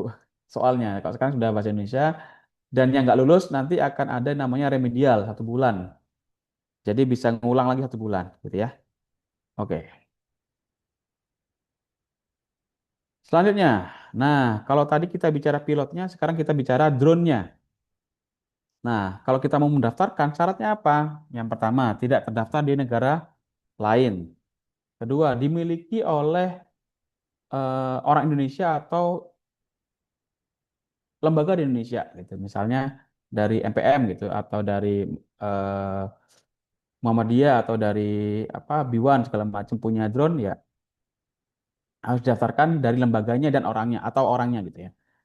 Nah, yang kedua, kalau misalnya dimiliki oleh lembaga luar, misal kita kerjasama dengan perusahaan Jepang, misalnya ya kan, mereka punya drone mau diterbangkan oleh kita, ya betul drone-nya punya mereka, tapi pengajuannya dari kita, dari orang Indonesia, gitu ya. Submitted by an Indonesian citizen, gitu ya. Yang selanjutnya adalah membuktikan kepemilikan. Jadi ya bisa dari apa namanya? Bisa dari form affidavit atau bisa dari invoice. Nah, pembelian. Nah, itu bisa. Nah, yang terakhir adalah berat drone-nya tidak lebih dari 25 kilo. Loh, sekarang drone spray itu tangkinya ada yang 100 kilo, 100 liter. Nah, kebetulan untuk drone spray yang buat nyemprot itu ada sedikit pengecualian, tapi dengan tambahan dokumen namanya SORA, Specific Operation Risk Assessment. Gitu ya. Nanti saya akan coba jelaskan di training nantinya ya, kalau misalnya jadi training. Tapi yang pasti adalah yang bisa didaftarkan adalah 25 kilo ke bawah drone yang bisa didaftarkan. Makanya kita menyebutnya small unmanned aircraft. Small itu di bawah 25 kilo. Gitu ya, bobot drone-nya. Kira-kira itu ya, Bapak Ibu sekalian. Nah, sistemnya adalah SIDOPI namanya. Sistem Informasi Drone dan Pilot ini punyanya Kementerian Perhubungan, itu bisa didaftarkan. Untuk pilotnya dan untuk drone-nya daftarnya ke sini. For free. Gratis. Ya. Sampai hari ini gratis. Sampai hari ini gratis. Saya nggak bisa ini ya, nggak bisa memastikan ke depan bakal tetap gratis, saya nggak bisa karena saya nggak tahu karena yang punya kan kementerian ya. Nah, itu. Sampai hari ini gratis. Begitu. Nah, ini contoh untuk remote pilot certificate atau lisensi pilotnya. Nah, ini nama saya ya. Sudah habis, yang terbaru saya tidak upload gitu ya.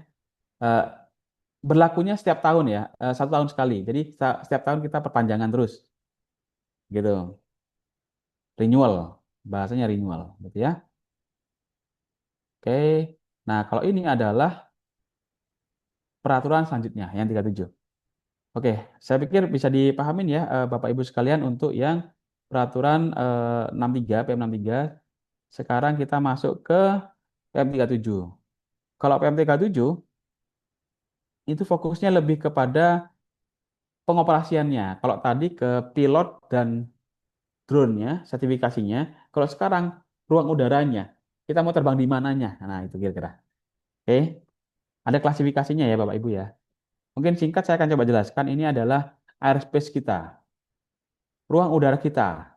Ada yang namanya prohibited, ada yang namanya restricted, ada yang namanya KKUP. Ya kan? Ada yang dilarang. Dilarang di mana? Istana negara nggak boleh. Oke. Nah, itu 500 meter. Bolehnya itu 500 meter dari pagar terluar. Jadi kalau pagar terluar, pagarnya Istana Negara, misalnya Istana Bogor gitu ya. Nah, dihitung 500 meter baru boleh terbang. Gitu ya. Tapi kalau di bawah 500 itu nggak boleh. Nuklir area, objek vital nasional itu juga nggak boleh. Gitu ya. Kalau objek vital nasional itu boleh, tapi dengan izin yang bersangkutan. Gitu ya. Kemudian area yang restricted. Di mana aja? Di Mabes.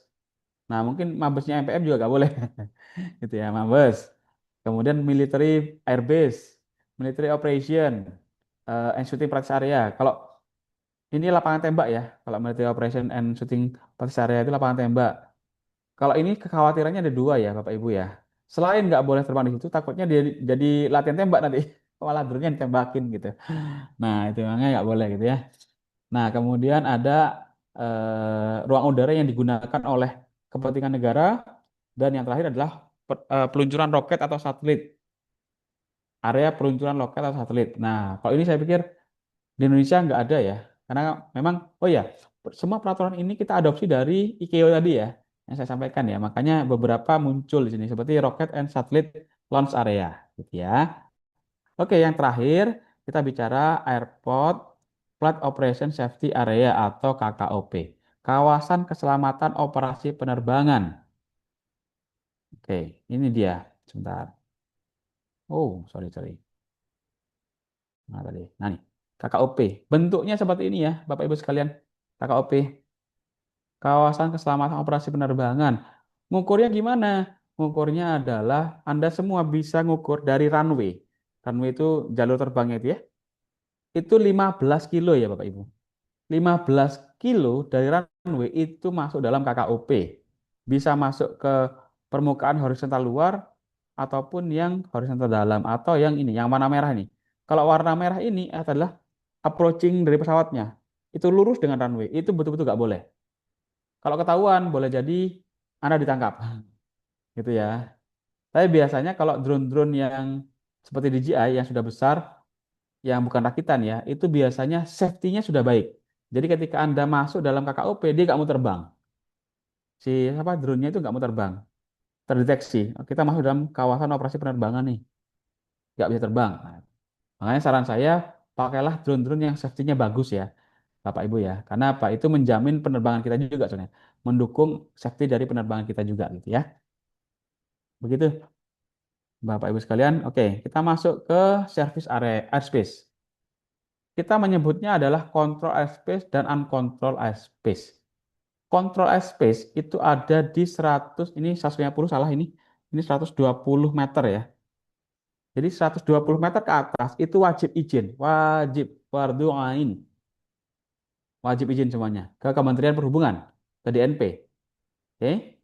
Nah, tapi kalau kita bicara uncontrolled airspace itu tidak wajib izin. Di bawah 120 meter itu tidak wajib izin.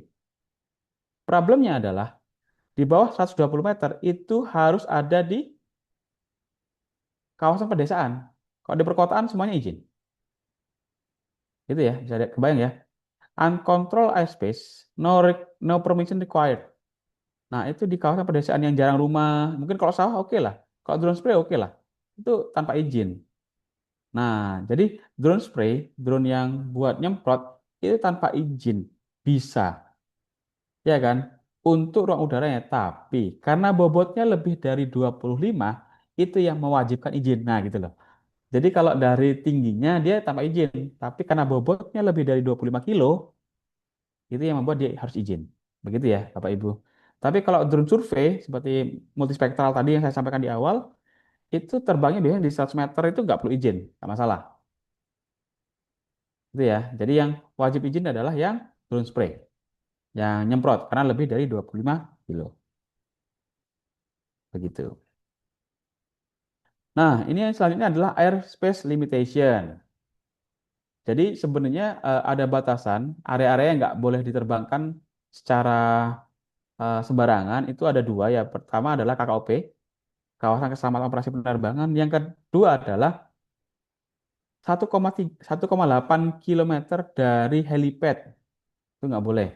Jadi kalau Anda semua lihat misalnya di mana nih, di Bali misalnya ada satu hotel punya helipad terdaftar gitu. Nah, berarti 1,8 kilo dari titik helipad itu nggak boleh terbang drone. Gitu ya. Kalau kalau mau terbang harus izin, wajib. Karena izinnya juga harus yang punya helipad dan ke negara, gitu kira-kira. Begitu ya. Itu sekitar 3 nautical miles, 1,8 kilo. KKOP yang tadi, kita lanjut. Nah, ini prosedur kalau Anda semua mau mengajukan izin terbang. Misal, saya kalau mau terbang di 120 ke atas gimana? Izinnya gimana? Nah, ini yang disampaikan 14 hari kerja, berarti kan 3 minggu ya, kalau 14 hari kerja ya. Bukan 14 hari kalender, 14 hari kerja. Nah, dokumen yang dibutuhkan, nama, airborne, segala macam. Untuk materinya sudah ada di rekan-rekan ini ya, panitia. Saya pikir nanti kalau memang Anda semua butuh materinya bisa di-download ya. Nah, jadi ada rencana terbang, kemudian ketinggian berapa, untuk tujuan apa, segala macam disampaikan dalam satu proposal. Itu dan disubmit. Kemudian Anda juga butuh flight plan ini apa aja, kecepatannya berapa, drone-nya apa, bobotnya berapa. Kemudian juga ada dokumen lain, itu kan dokumen yang tadi kan dokumen rencana terbang ya, dan speknya. Nah, kemudian ada dokumen lain namanya obstacle assessment. Obstacle assessment adalah safety-nya. Kalau Anda pernah mungkin sekolah K3, itu kan kita mengenal yang namanya HIRA ya tentang resiko segala macam. Nah, itu juga harus dilampirkan. Yang mengeluarkan siapa? Yang mengeluarkan adalah Airnav namanya. BUMN ya, yang punya tower lah, kira-kira begitu. Nah, ketika semua dokumen itu lengkap, baru diajukan 14 hari kemudian. Baru keluar izinnya gitu ya. Ya maksimal 14 hari sih. Boleh jadi seminggu sudah keluar gitu ya. Nah, kita menyebutnya namanya NOTAM. Nah, itu. Ketika sudah selesai semua, udah di-approve, keluar yang namanya dokumen namanya NOTAM atau Notice to Airman. Jadi bahasanya izin lah, izinnya adalah NOTAM ini gitu ya. Oke, kira-kira itu untuk perizinan terbang. Nah, yang penting, perizinan terbang yang sudah terbit itu bisa dibatalkan, Bapak Ibu sekalian, secara sepihak oleh pemerintah dengan beberapa kondisi. Yang pertama adalah kepentingan negara.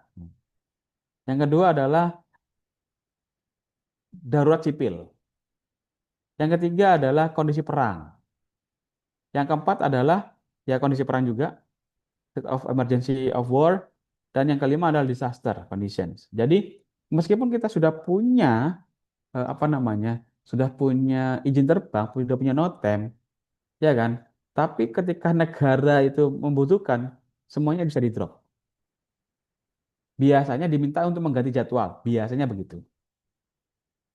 Itu ya, kira-kira begitu. Kalau nggak salah saya pernah ada teman yang terbang di daerah Halim di Jakarta. Nah, karena ada pesawat presiden sehingga dia harus bergeser tuh jam terbangnya.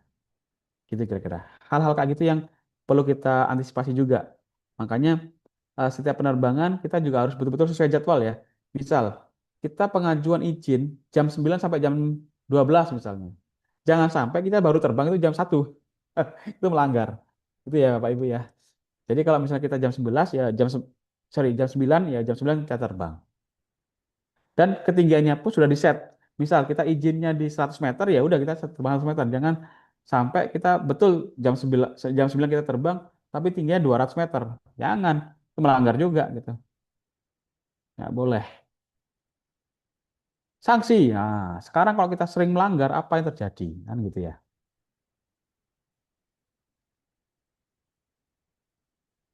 Oke, sebentar izin. Nah, sanksi. Sanksinya ada beberapa. Ya, ini lebih ke sanksi administratif ya. Ya, kalau actionnya paling biasanya disuruh turunkan di lapangan segala macam. Tapi kalau Menteri Perhubungan sebelumnya itu menyampaikan bahwa sanksi maksimal administratif itu denda. Dendanya maksimal 1 miliar rupiah, Bapak Ibu. Nah, makanya daripada kita bayar 1 miliar, mending kita nggak usah terbang, gitu ya. Daripada melanggar, gitu kan. Nah, makanya saran saya betul-betul diperhatikan supaya kita tetap beroperasi drone dengan baik dan aman, gitu ya, kira-kira ya. Oke. Selanjutnya, nah ini adalah aplikasi untuk kita melihat penerbangan di seluruh Indonesia. Namanya Airnav atau Nav Earth. Ini bisa Anda semua buka, misalnya Anda buka laptop sekarang gitu ya. Anda bisa buka Chrome, ketik link ini, Nav Earth gitu aja. Nah, akan muncul nih. Ini semua adalah area zona terbangnya ya, Bapak Ibu ya. Kalau yang kecil-kecil ini di layar, bisa dilihat ya di layar. Yang kecil kotak merah ini, itu biasanya terbangnya drone. Kalau yang gede itu biasanya area penerbangan pesawat berawak gitu. Ntar diklik itu akan muncul. Ini misalnya diklik ya. Ini drone ketinggian berapa gitu. Ini pesawat ketinggian berapa gitu. Itu ya. Jadi akan ada muncul semuanya. Semuanya dalam satu aplikasi. Makanya kalau misalnya Anda sudah punya notem, sudah punya izin terbang, pasti akan muncul di sini. Pasti. Tapi ketika notemnya sudah expired, itu akan hilang dari sini. Begitu ya, Bapak Ibu. Oke, kira-kira itu kaitannya dengan drone, pilotnya, drone-nya, teknologinya, segala macam. Kita beranjak ke next step-nya gitu. Terus sekarang gimana? Apa yang bisa kita lakukan dari semua yang kita jelaskan tadi gitu? Apa yang harus kita lakukan ke depan? Ya, must do next. Jadi kita bicara personil ya. Kalau kita bicara personil, kalau bicara teknologi pupuk, saya pikir sudah ada orangnya. Bicara teknologi drone, saya pikir susah untuk ngejar Cina gitu ya. Bukannya nggak bisa, tapi akan butuh waktu yang sangat banyak gitu ya. Nah, yang bisa kita lakukan dalam setahun, 2 tahun, 3 tahun ke depan adalah ini. Personilnya yang kita upgrading gitu. Kita maksimalkan di personilnya gitu ya. Apa? Satu, sebagai drone pilot yang bersertifikat yang diakui oleh dunia. Minimal diakui oleh Indonesia dulu. Nah, itu akan segera dilaksanakan ya setelah webinar ini gitu. Buat Anda yang berminat bisa langsung daftar enrollment dan mendapatkan sertifikat dan legalitas bahwa Anda sebagai pilot drone. Gitu ya. Yang kedua adalah drone engineer. Tentunya ini butuh pembelajaran lebih dalam ya. Nah, ini yang saya bilang tadi, untuk memaksimalkan teknologi drone, kita harus paham tentang cara kerja drone kan. Nah, itu drone engineer. Saya pikir ada sekolahnya, tapi belum terlalu masif. Rata-rata di kampus-kampus besar ya, itu punya. Mekatronika kalau salah jurusannya, atau elektronika gitu ya. Nah, yang ketiga adalah fertilizer engineer. Nah, pemupukan. Ya dia bisa bicara konsentrat, dia bicara jumlah airnya berapa, segala macam. Nah, memang alatnya kita pakai drone, tapi kalau yang disemprot itu nggak benar ya hancur juga gitu ya produksinya gitu. Makanya kita harus betul-betul saling membagi tugas lah. Pilotnya siapa, engineer-nya siapa, nah itu terbangnya barengan atau terbangnya simultan gitu. Gitu ya, Bapak Ibu sekalian, dan selesai. Alhamdulillahirrahmanirrahim. Kita buka Q&A. Silakan saya kembalikan ke moderator.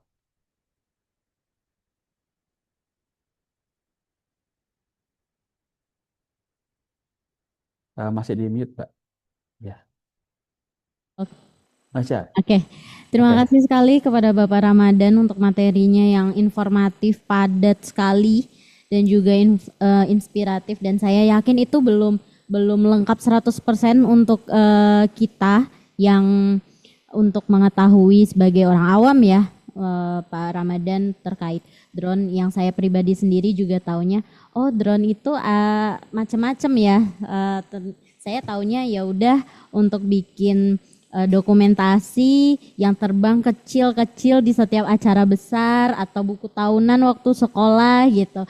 Ternyata jauh lebih luas dari itu, yang tentunya juga bisa dan sangat bisa dimaksimalkan penggunaan dari teknologi berupa drone ini untuk pemberdayaan masyarakat, khususnya ketika Majelis Pemberdayaan Masyarakat PP Muhammadiyah yang akan memberdayakan, yang masih memberdayakan dan terus berkelanjutan dalam jamaah tani khususnya, yang paling memungkinkan dan tentunya mendukung pemberdayaan di luar itu juga. Nah, terima kasih sekali lagi untuk Bapak Ramadan. Selanjutnya kita masuk diskusi dan tanya jawab kepada Bapak Ibu peserta. Disilahkan untuk,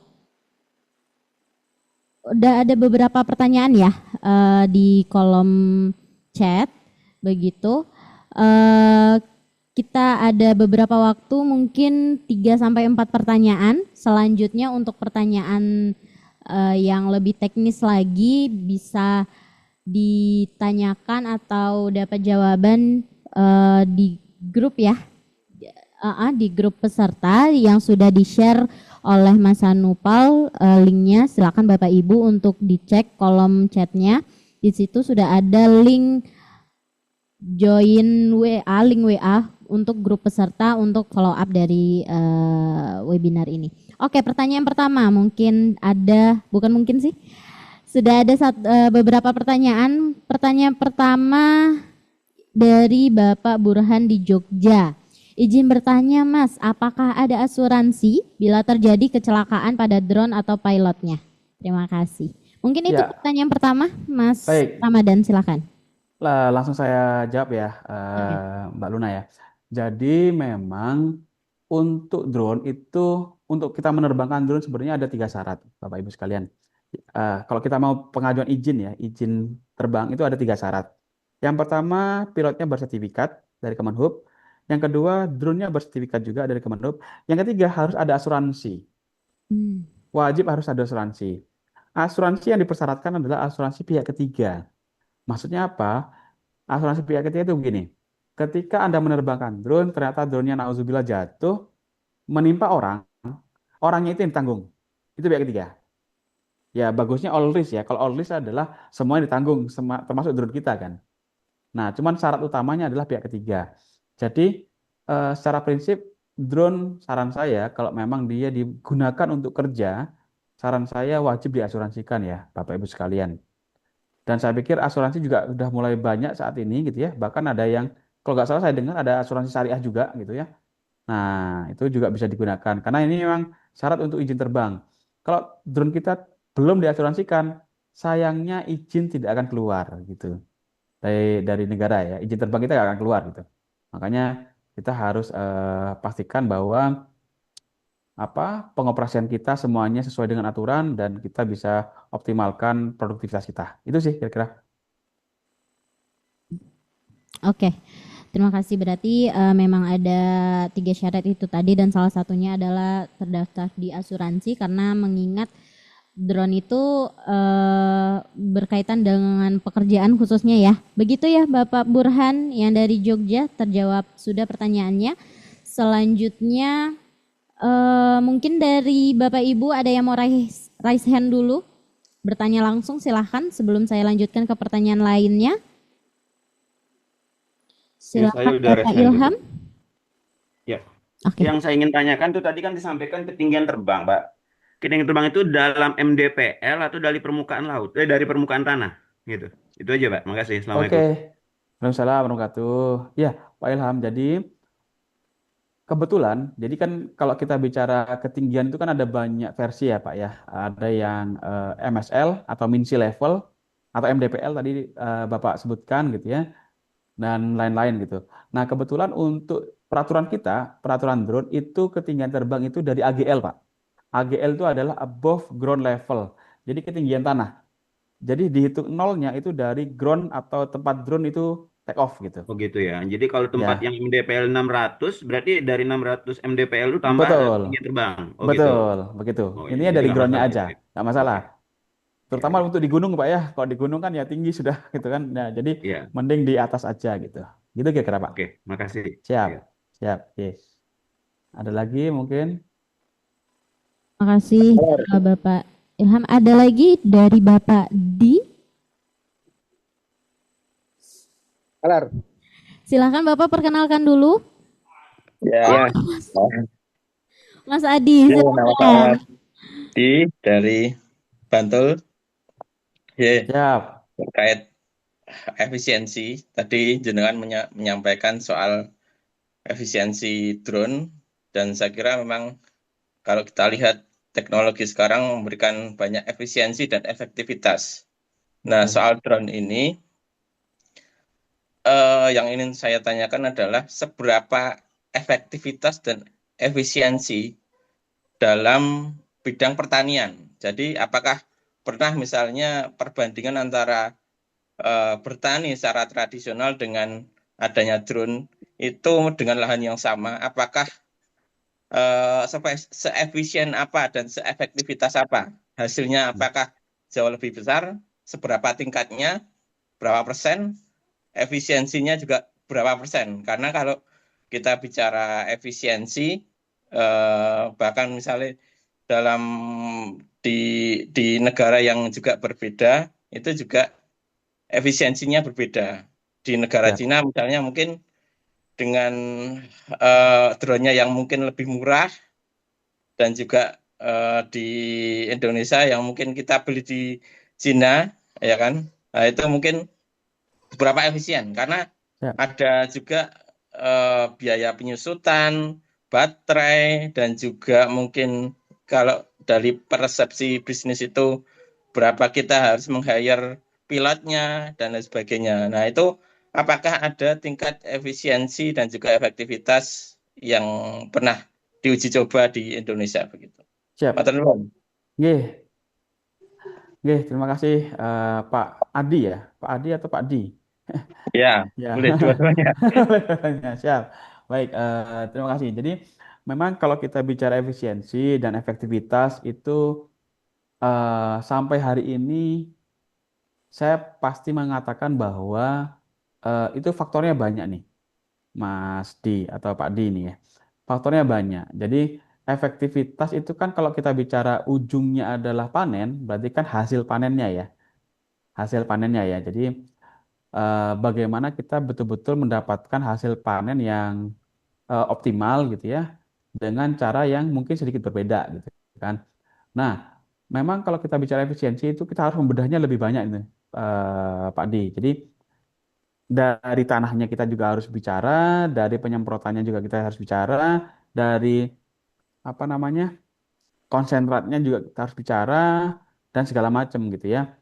Nah, kalau dari informasi yang saya pernah dapatkan, yang pasti kalau drone itu bisa menggantikan 30 orangan gitu ya. 30 orang itu yang saya dapat ya. Artinya saya belum betul-betul melaksanakan di lapangan karena kan saya juga bukan petani. Maksudnya saya nggak punya sawah juga gitu ya. Dan fokusnya saya juga memang di drone-nya ya, di teknologi drone-nya. Jadi infonya sih itu lebih efisien dan lebih merata semprotannya gitu. Gitu sih. Nah, kalau berapa persennya itu saya pikir itu perlu kita hitung secara menyeluruh ya, Pak Adi ya. Jadi outputnya itu berapa persen sih gitu. Nah, itu perlu kita hitung lebih detail lagi. Cuman yang pasti yang bisa saya sampaikan sekarang adalah dengan adanya teknologi ini sebenarnya itu lebih satu eh, efisiensi dari tenaga kerja gitu ya. Kemudian dua, efisiensi dari pupuknya, karena pupuknya disebarkan itu merata dan bahasanya tidak lossesnya banyak gitu. Itu sih mungkin kalau yang bisa saya sampaikan. Oh ya, sama ini, sama efisiensi bagaimana kita melihat atau mengontrol tanaman gitu. Jadi ketika kita sebelum semprot, kita tahu dulu nih tanaman mana yang butuh semprotnya lebih banyak, tanaman mana yang butuh konsentrat lebih banyak misalnya gitu ya, atau perlakuan khusus gitu. Itu dari multispektral kamera tadi gitu kira-kira. Begitu mungkin jawaban saya Mas Adi atau Pak Adi. Ya, Takabak Iqbal Takalar. Oke. Terima kasih, terima kasih. Oke, Ya. begitu Pak Iqbal Adi Takalar. ya. Silahkan kepada Bapak Iqbal Iqbal Takalar. Rashid.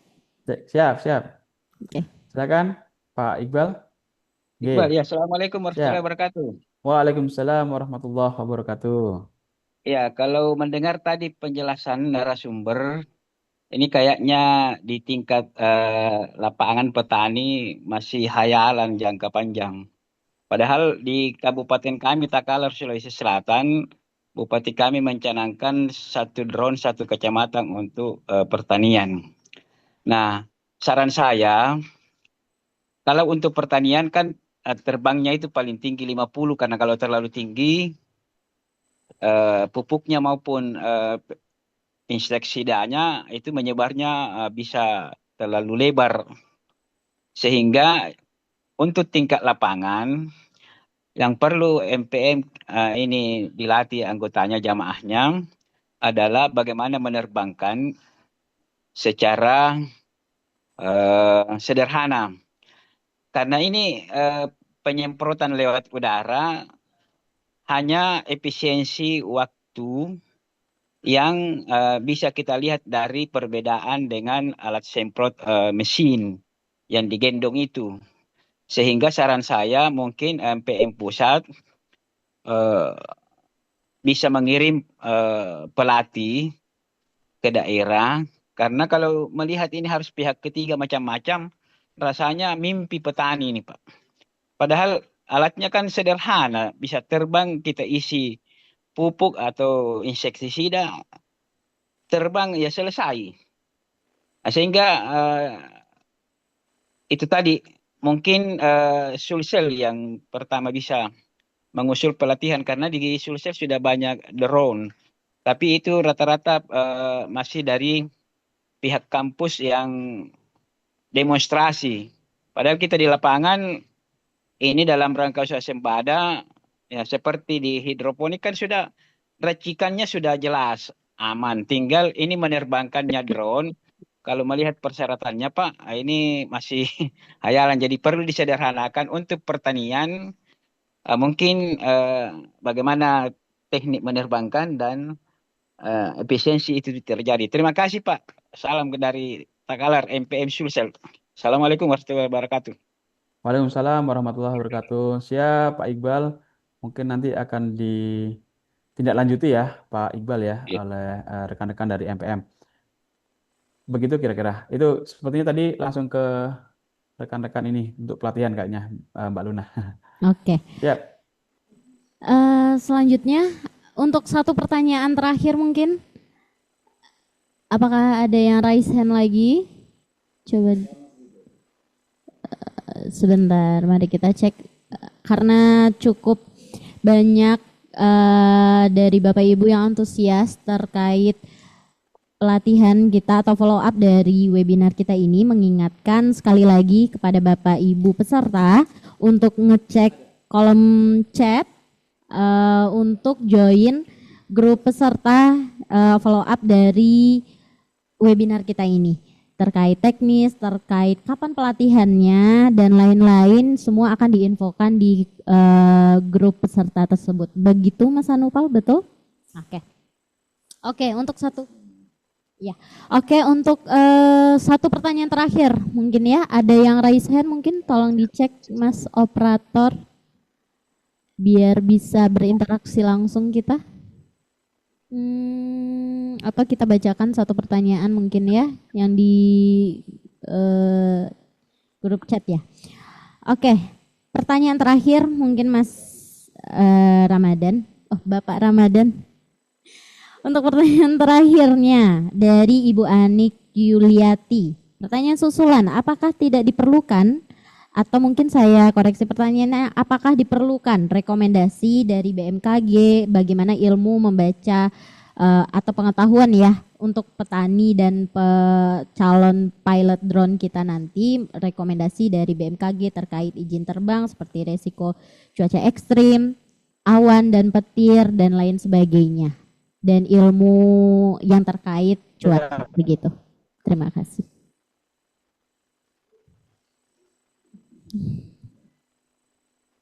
Siap. Oke, terima kasih Mbak Luna. Oke, jadi gini, kaitannya dengan membaca dokumen atau membaca cuaca gitu kan. Jadi bukan hanya Mbak Rara ya yang bisa membaca hujan ya. Kita juga belajar sebagai praktisi drone gitu ya, belajar. Nah, sebenarnya kalau BMKG itu setiap hari mereka punya data yang mereka publish gitu ya. Mereka publish di webnya gitu ya. Dan tugas kita tuh bukan lagi menanya tapi membaca saja. Membaca, oke, hari ini di sini bagaimana kondisinya gitu. Bahkan kalau Anda semua, Bapak Ibu sekalian, punya handphone, smartphone gitu, biasanya ada weather ya. Weather itu bisa juga membaca kondisi di lokasi Anda saat ini gitu. Nah, itu juga bisa membaca. Dan itu ada proyeksinya tuh. Proyeksi beberapa jam ke depan hujan apa enggak segala macam itu ada. Dan itu semua akan disampaikan waktu pelatihan pilot. Akan disampaikan secara detail bagaimana cara membacanya dan bagaimana mendapatkan informasinya. Gitu ya. Jadi jangan khawatir, insya Allah nanti kita akan belajar banyak gitu ya kaitannya dengan cuaca. Jadi besok-besok mungkin boleh jadi kita kira-kira. Oke, mungkin itu jawabannya. Mudah-mudahan bisa diterima gitu kira-kira. Oke, baik. Ada lagi satu yang present? Satu pertanyaan terakhir dari Bapak Maki Hiwanda Raharja. Silahkan Bapak.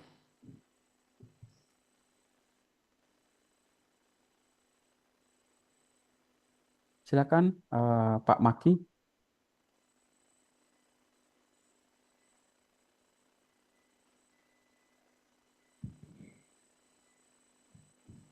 Silahkan Bapak Maki Hiwanda untuk pertanyaannya yang terakhir.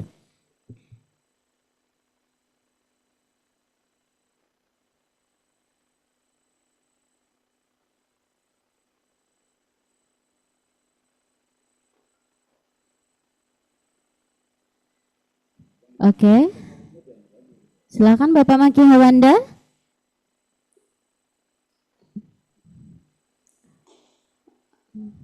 Oke, mungkin kepencet ya raise hand-nya ya. Atau mungkin bisa dilanjutkan pertanyaannya di grup peserta nantinya. Sekali lagi kami mengingatkan kepada Bapak Ibu peserta webinar pagi hari ini yang sudah siang ternyata ya, tidak terasa, untuk bisa join di link grup yang sudah di-share oleh Mas Anupal di grup di kolom chat. Silakan untuk bergabung, termasuk untuk informasi kapan ada pelatihannya, kapan dilaksanakan pelatihannya setelah ini dan lain-lain. Semua info terkait teknis akan diinfokan di grup tersebut. Sepertinya pertanyaannya di chat itu Mbak Luna ya, yang Pak di Maki chat. Hiwanda tadi. Oh iya, ini. Mungkin pertanyaan terakhir masih oke ya, Bapak Ramadan ya.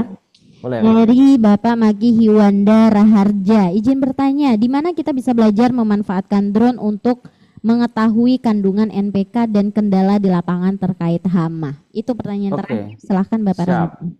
Ya, jadi sebenarnya terus terang untuk yang ini, untuk yang NPK segala macam, memang kita belum pernah mengadakan pelatihannya ya. Jadi kemarin itu karena tugas dari Petrokimia, dari kantor pusat Petrokimia, tugas kita di-challenge lah, kira-kira begitu ya. Nah, dan alhamdulillahnya sudah dapatkan. Nah, cuman memang kita masih belum pernah melaksanakan pelatihannya gitu ya dari DPA.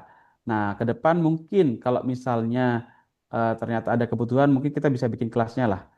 Tentunya dengan teman-teman dari B1 ya, nanti kita akan coba buat trainingnya yang khusus untuk melihat atau mendeteksi kandungan NPK-nya misalnya, gitu ya. Kira-kira begitu Pak Maki ya. Oke. Siap. Terima kasih Bapak Ramadan, itu pertanyaan terakhir. Walaupun masih banyak sekali pertanyaan yang ingin ditanyakan oleh peserta kita pada pagi hari ini, tapi karena keterbatasan waktu bisa dilanjutkan di grup chat ya, di grup WhatsApp kita yang sudah di-share oleh admin. Silahkan mengingatkan sekali lagi kepada Bapak Ibu yang ingin melanjutkan pelatihan dan lain-lainnya bisa bergabung di grup chat, grup WhatsApp yang sudah di-share oleh admin kita. Terima kasih kepada Bapak Ramadan atas materi yang sangat informatif, sangat inspiratif, sangat padat. Walaupun sekali lagi itu saya yakin belum lengkap 100% yang dibutuhkan oleh Bapak Ibu peserta sekalian. Tapi semoga kita bisa bertemu kembali di follow up dari webinar kita pada pagi hari ini. Begitu. Terima kasih kepada seluruh peserta atas pertanyaan dan juga diskusinya yang sangat interaktif, yang juga sangat aktif juga pada pagi sampai menjelang siang hari ini. Semoga jawaban yang telah disampaikan bisa menambah wawasan, menambah pemahaman kita terkait apa yang sudah disampaikan oleh pemateri kita pada pagi menjelang siang ini. Bapak Ibu yang kami hormati, tidak terasa kita sudah berada di penghujung acara webinar kita pada pagi hari ini. Kami mengucapkan terima kasih kepada narasumber pihak B1 Corporation, Majelis Pemberdayaan Masyarakat Pimpinan Pusat Muhammadiyah, serta seluruh peserta yang telah mengikuti kegiatan dari awal hingga akhir ini. Semoga ilmu yang diperoleh dapat menjadi bekal kita untuk menghadapi perkembangan teknologi drone dan kebutuhan industri di masa depan, dan juga bisa memaksimalkan pemberdayaan masyarakat untuk masyarakat Indonesia khususnya. Tentu ada follow up dari webinar ini berupa pelatihan pilot drone selama kurang lebih 5 hari. Tanggal dan waktu serta rules atau regulasinya seperti apa akan diinfokan di grup WhatsApp, yang mana link dari grup WhatsApp sudah dibagikan oleh admin kita. Silakan Bapak Ibu, sekali lagi saya mengingatkan kepada Bapak Ibu untuk bisa ngecek dari kolom chat Zoom kita kali ini bahwa admin kita sudah nge-share nih link WhatsApp khusus grup peserta yang akan menjadi peserta follow up dari webinar kita pagi hari ini. Mohon jangan lupa untuk mengisi form evaluasi dan daftar hadir akhir yang akan dibagikan oleh admin kita melalui kolom chat juga. Silakan kepada admin untuk segera mengirimkan link form evaluasi dan daftar hadir akhir. Silakan Bapak Ibu untuk mengisi form tersebut. Dan saya Luna Dilaga Rantawijaya Caniago selaku pembawa acara yang membersamai Bapak Ibu, peserta, narasumber yang bertugas. Mohon maaf apabila terdapat kekurangan selama memandu acara. Semoga kita bertemu lagi di kegiatan-kegiatan berikutnya. Salam sehat, salam sejahtera untuk kita semua. Semoga dalam keadaan sehat dan kita bisa bertemu dalam keadaan yang jauh lebih baik lagi, dapat bertatap muka di lain kesempatan. Nun wal qalami wa mayasturun billahi fi sabilil haq fastabiqul khairat. Wassalamualaikum warahmatullahi wabarakatuh. Waalaikumsalam warahmatullahi wabarakatuh. Waalaikumsalam warahmatullahi wabarakatuh. Terima Terima kasih semuanya. Iya, silahkan untuk mengisi form evaluasi ya. Silahkan kepada admin untuk Terima kasih bisa nge-share. Iya, terima kasih Bapak, Ibu yang sudah membersamai.